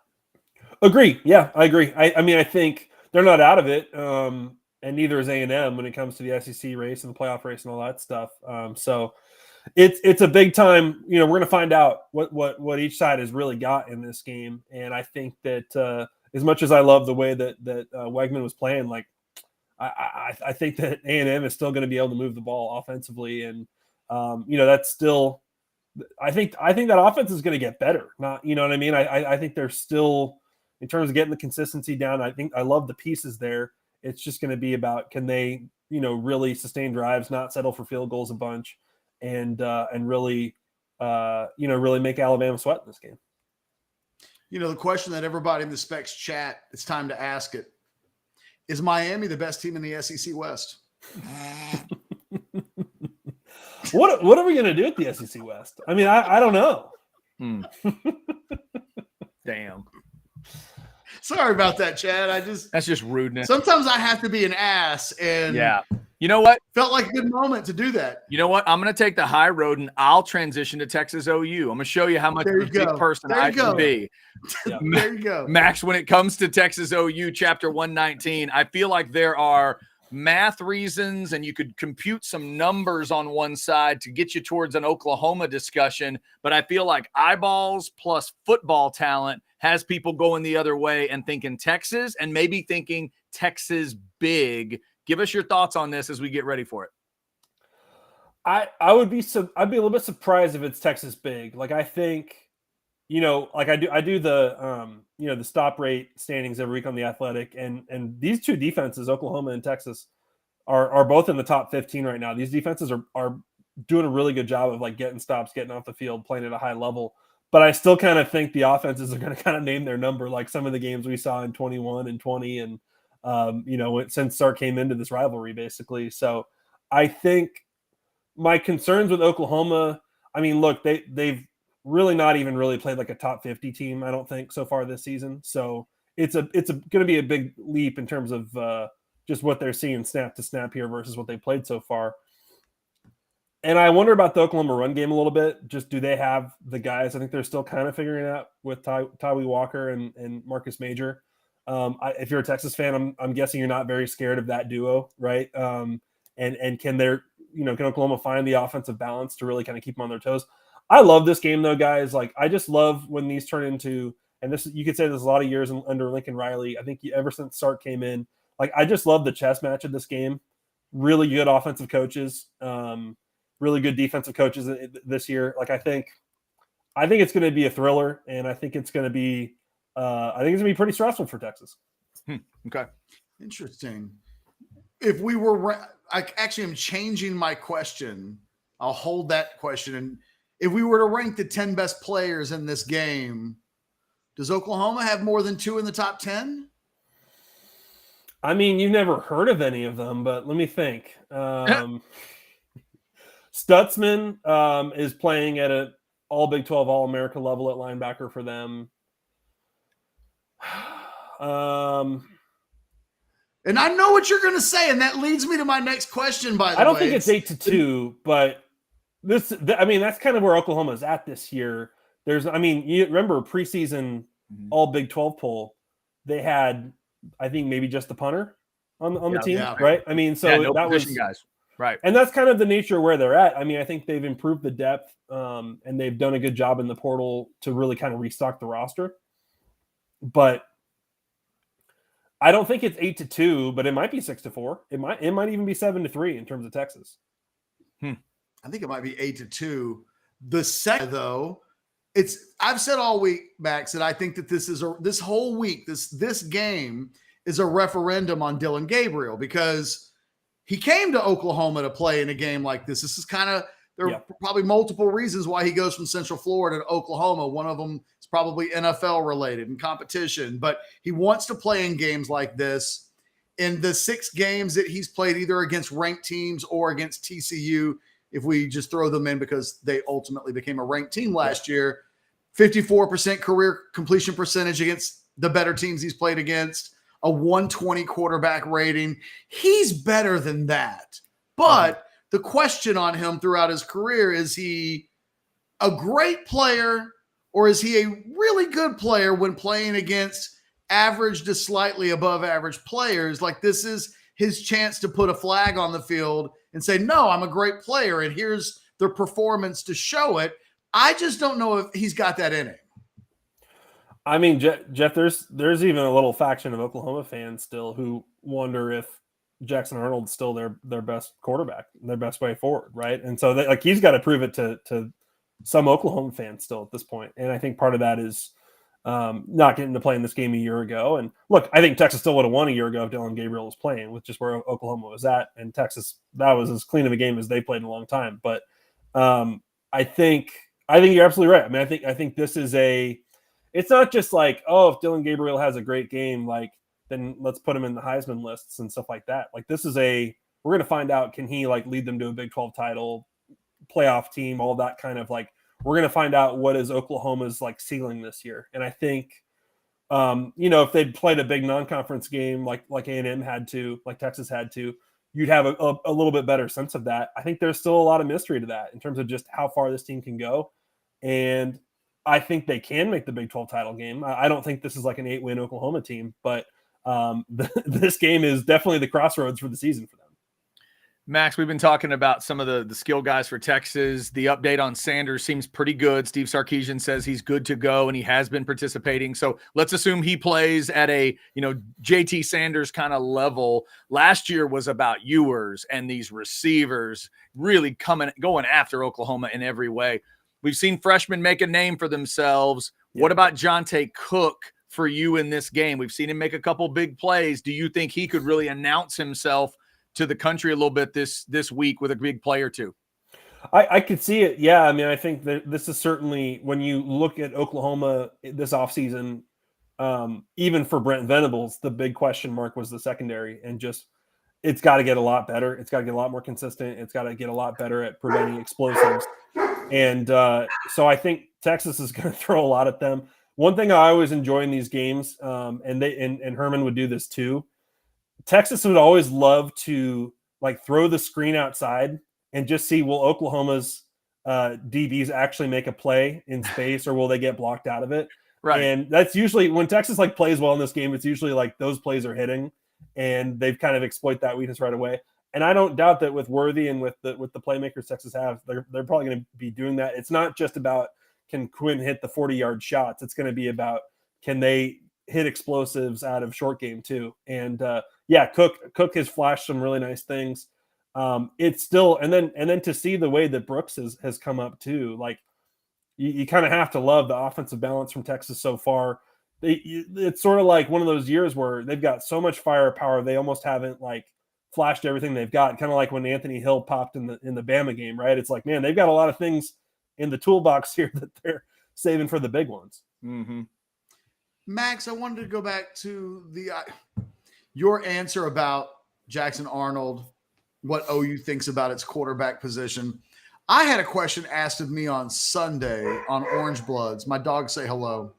And the question was, is this a repeat of the Caleb? Could we see a repeat of the Caleb Williams situation from a couple of years ago where Jackson Arnold replaces Dylan Gabriel in this game? And my instinct was, no, this is Dylan Gabriel's game. It's his season. Like, wherever Oklahoma eventually goes, for me, it's Dylan Gabriel that's going to take them there. But there's no question that Jackson Arnold is like really good, and that he may be, with all due respect to Dylan Gabriel, we may look back in a couple of years from now and think, man, maybe Jackson Arnold should have played because he might end up being really, really good. Is there any chance at all, that not through injury, but through performance, we would see Oklahoma make the switch? Well, you think about some of these recent Red River games, one of the things that makes this game so fun and intense is like every time you turn it over, it feels like 10 times more important than regular games, right? And that was what happened in 21 is Spencer Rattler had a couple turnovers early, and it's like, oh man, we're effed. Like, we got to do something, right? Like, and that's what I love about this game. Like, if that happens for Dylan Gabriel, you do wonder, like, especially with Texas' ability to score a lot of points pretty quickly, how long is the leash in terms of just being willing to ride it out a little bit versus make a switch? The thing that really stood out about Caleb too is remember the play he made early in that game too, like the 4th and 1 or whatever, he ran for 70 yards or whatever. Like, Jackson can run a little bit. I think he can add a little bit more to that offense in terms of his ability. But at this point in the season, 5 games in, he's gotten a little bit of time, a little bit of action. but there hasn't been that much to say like, oh, here's, demonstrable proof that this kid's better than Dylan Gabriel. So it would be probably just as surprising as Caleb Williams if he came in and started doing those things. I'm not saying he couldn't. I think there's probably a little bit more patience with Dylan Gabriel in this game than Lincoln Riley had with Spencer Rattler going into the 21 game. But certainly in this game, as we've seen, it only takes a couple turnovers for a big overreaction like that. Max, in terms of obviously 2018 was when history was made. These two teams played twice. Do you think we're headed towards that no matter what? Or could you see a version of this on Saturday where if Texas really laid it on them, you might come out of it thinking, well, maybe it's not OU going back to Jerry World? That's a great question. My view going into the year was that it'd be like a Texas K-State Big 12 title game. I think K-State still has that opportunity. I think they saw that potential this year. Obviously, the Missouri, last second loss kind of knocked them out of the top 25 off the national radar and stuff. But as you look at how the Big 12 is kind of shaking out right now, with Texas Tech struggling early on too, I'm not sure how many other teams, if you're like Texas and Oklahoma, you're really that worried about coming up and catching you from behind. Yeah. So certainly if Oklahoma loses this week, it doesn't probably won't knock the odds of them making the Big 12 title game down very much. But yeah, it would depend. It would depend on the margin for sure. If it's anything like we saw last year, then you're going to feel like, okay, Oklahoma's not saying 6-6, but you're going to say, okay, Oklahoma's still maybe a year away from really putting it all together here as the head of the SEC. So yeah, I think that's a lot of that stuff's on the line this week. It's not just like, if Texas wins and wins big, like I could see Texas moving up to number 1 in the polls, right? Mm-hmm. I think if Oklahoma wins, clearly voters have been pretty skeptical about Oklahoma to this point based on the schedule, but they're ranking them way lower than all these other undefeated teams. So I would expect probably a big jump and a big change in expectations for OU if they find a way to win this by any margin. That people probably shoot them up into the top 6 or so and start hyping them a ton next week. Mm-hmm. I got 2 questions left for you, Blake. One is Texas OU related, and the other one's not necessarily so much. First one is simply the Feldman piece that came out earlier this week on The Athletic. By the way, sign up for The Athletic if you haven't already done that. I say this all the time when Max comes on. It's a must. It enhances everything you want as a sports fan times like 10. And his article was on Texas, and the Texas is back. But, man, there were some quotes in that article from an SEC coach, a Big 12 analyst, a Big 12 coach, just laying it on thick in terms of how good this Texas team. And at the end, the kind of money shot quote was, this team's even better live than they look on film. Your thoughts on that? Just, I know you guys do those types of stories, and sometimes they come off great, and sometimes you look back a year later and you're like, I can't believe that the former staff member at Texas said that Hudson Card had Aaron Rodgers flashes. Like you remember, they end up being quotes that you remember forever. Correct. I will remember the stuff in that Feldman piece the rest of the season. That's a great callback. I think that was another Athletic one too. It was. It was. Yeah, that was from the outgoing staff, the Herman staff. I think it speaks to, because everyone kind of rips off these jokes and will on Saturday and Sunday, especially if Texas wins, of like they're back and all this kind of stuff.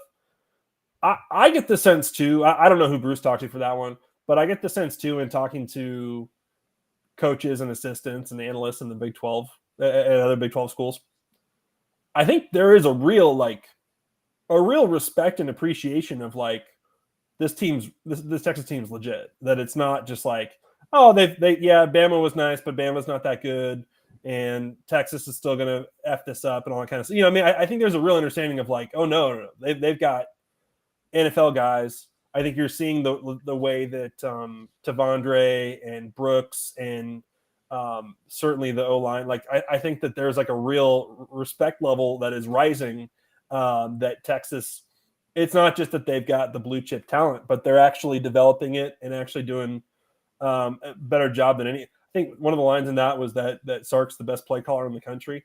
I can understand that from some people that have gone up against it. I think that I think this is, you remember in the Herman era how determined Tom was to, like, he wanted everyone to say they were a really physical team. They were a really tough team and stuff.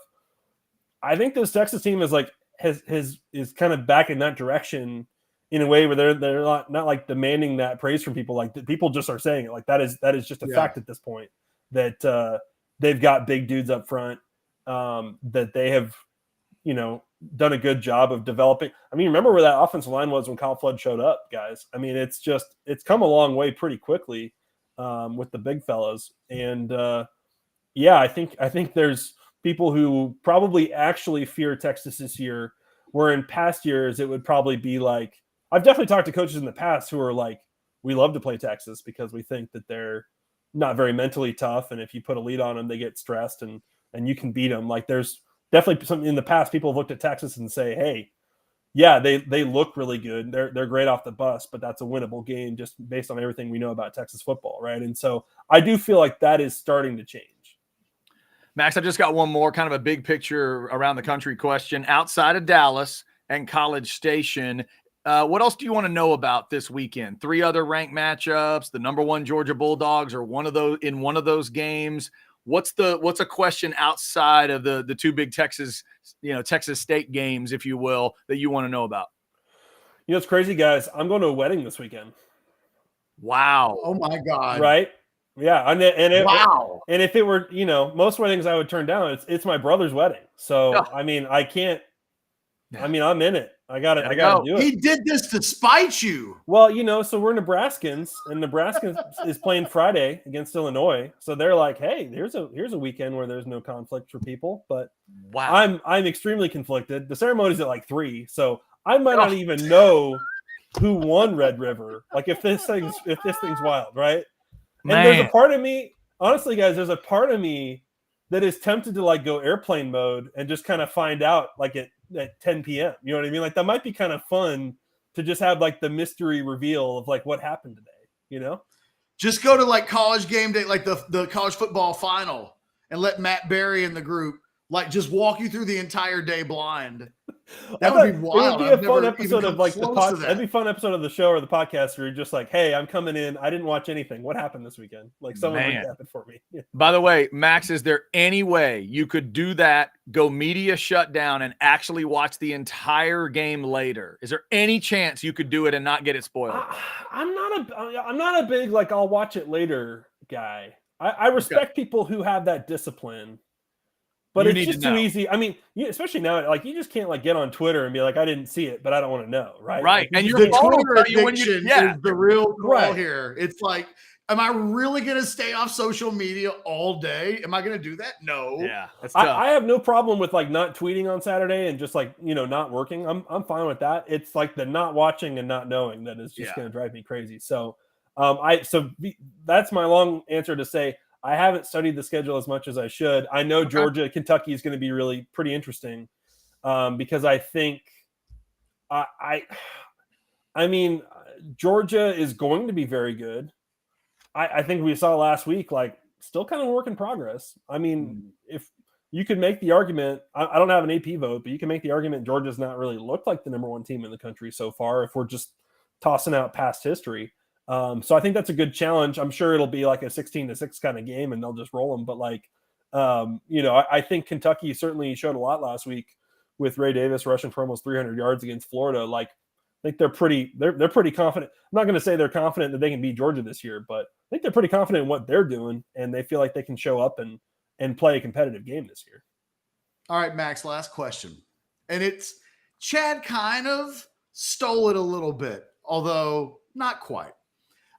So like I'm in my text groups, you can have your WhatsApp groups, you can be on Slack. I feel like for the first couple of weeks of the season, if I was going to ask you, are you on Slack with like your athletic team members, or is there a WhatsApp group or a text group? I feel like the answer would be yes.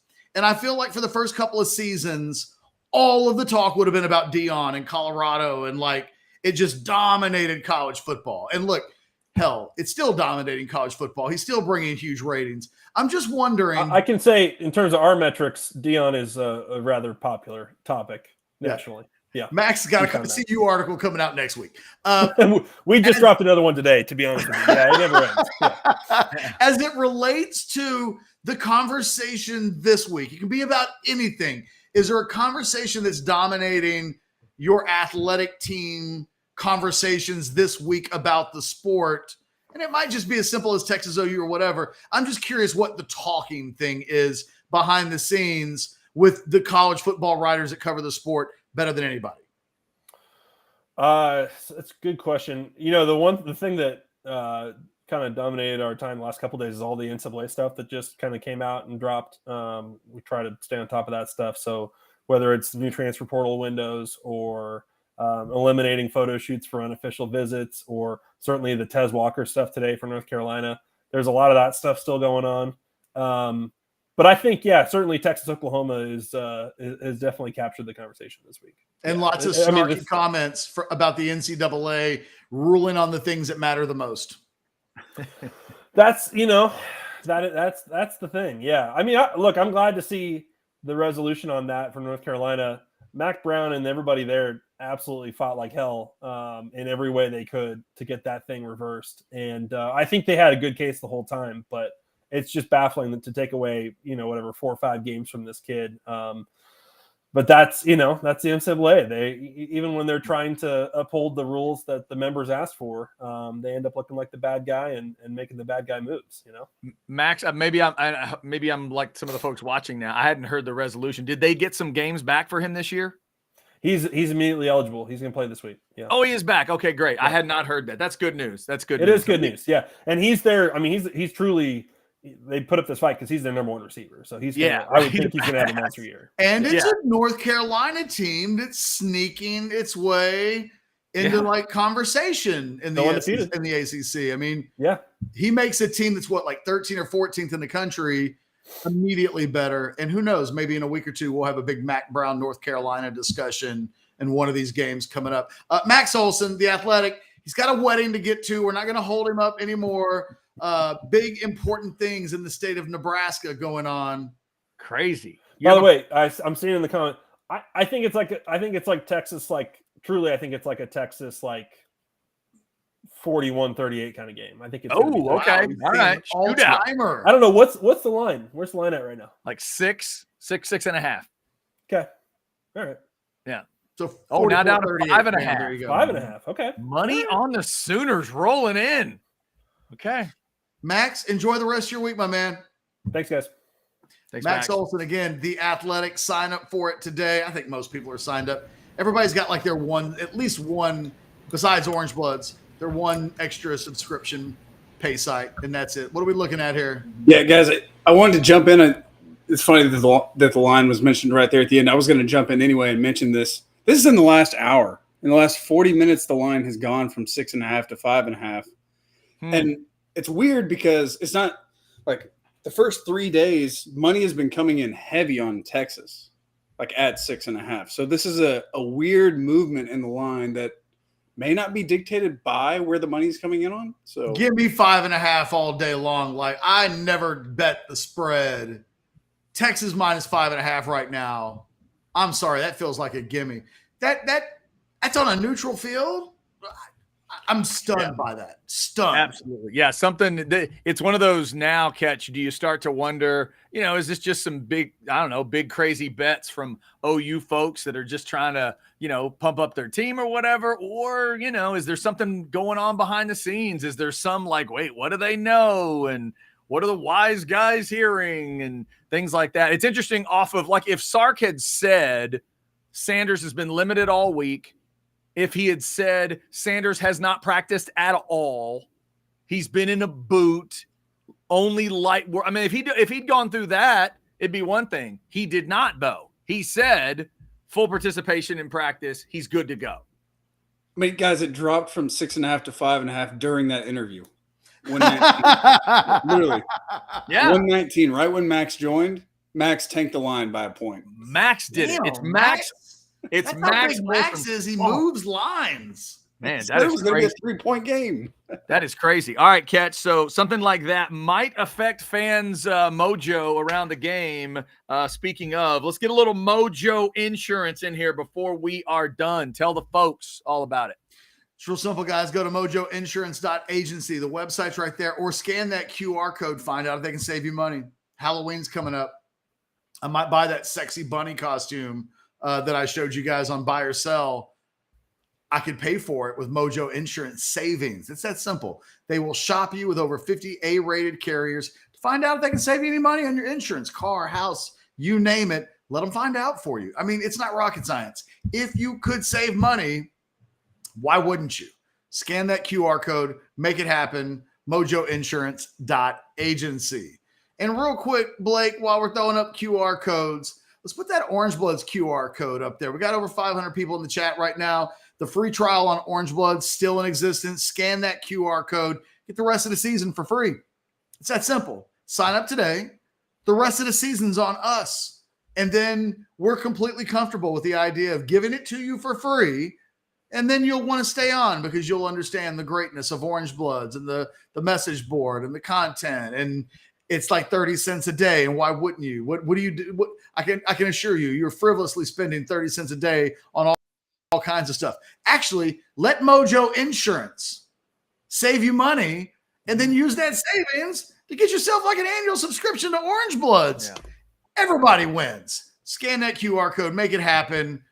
It's a big old family affair here on House Divided. Beautiful stuff. And it's a big weekend for House Divided, obviously, Texas and Oklahoma, followed by A&M and Alabama. It's going to be a fun Saturday. Tomorrow we'll be back with a fun Friday show. Scottish guy before the OU game, always, I don't know about entertaining, always instructional. If you need your alternate lyrics for Boomer Sooner, that's tomorrow at 2:15. Also tonight, Ketch, we do have an Outsiders show. How about Chance Mock and the Big Three at the same time? How about Chance, Roy, BJ, and Sloan talking at the same time, catching up, and then maybe the rest of us get to ask a question or two, but we're just going to sit back and let the former teammates go at it tonight in the Outsiders starting at 9 o'clock. How about that?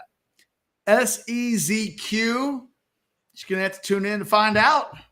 Would I dare not wear the unlucky or the lucky shirt? Well, here's the thing you guys need to know about me if you don't know already. Nobody puts baby in a corner. Can't throw a rope. You guys have been talking that mess all season long. Yes, there's a part of me that's curious what the reception will be if I just show up in a red Liverpool t-shirt tomorrow. Yeah, if y'all don't think that Jeff Ketchum occasionally will go to bear poking, you're crazy. Occasionally, he is even not planning to poke the bear, and on the way to not poking the bear, he sees the stick and he'll be like, well, damn, it's right there. And then he'll pick the shirt's ready to go. And then he picks it up and just starts poking. The question is, am I tempted to? I'm tempted. So yes. This is what has been moving the line over the last hour. The Vegas insiders had heard that you were considering not wearing the shirt. That's what it is. And now the line is tanking. How dare you, Jeff Ketchum? How dare you affect the Vegas line with your threats of not wearing Texas the lucky should be shirt? thanking me for that. Every fan in the chat right now should be thanking me for getting with my shirt discussion. And Max, we can't let Max not get any credit. We're literally at a point where I have the line down so that Texas fans can make more money. Dude, please. I'm doing God's work. Please let this line be like Texas -4 at the kick. Please. Please. You know who I feel like? I feel like Bill Murray in Groundhog Day when she's like, do you think you're God? And he's like, the God? No, not the God. A God? Yeah, I'm a God. A God. I feel like my shirt's moving the line. Right. It makes me feel very God-like. It's definitely a God complex. That is fantastic. All right. We ready to close the door? You ready? You got anything else? All right. I'm good. Coming up at 3:30, it is Football with Friends with Alex Dunlap, and then the aforementioned Thursday night edition of The Outsiders at 9 o'clock tonight with the Big Three, Roy, BJ, and Sloan, with us talking Texas OU. Thank you to everybody who jumped in. We got up over 500 today in the Specs chat. Thanks to Specs, of course. Thanks to our great partners and sponsors. Thanks to Blake, the super producer. And thanks to all of you on the Specs chat who jumped in. We're getting up towards 18,000 subscribers. Help us do that. Thank you for getting your notifications set, getting those likes in. We know it's a pain sometimes, but we appreciate you hitting the likes and getting your notifications. And it's a good thing. You're helping the Orange Bloods Live community. Sandman says, earmuffs tonight, kids. Yes, earmuffs tonight, because BJ Johnson did spray some F-bombs when he was on, and I'm told that might happen again. It was a lot of fun. Maybe not Aaron Humphrey level, but we'll see how the three of them do in terms of the swearing. We're going to have some fun tonight. Everybody stay safe until noon tomorrow when it will be Texas OU Friday.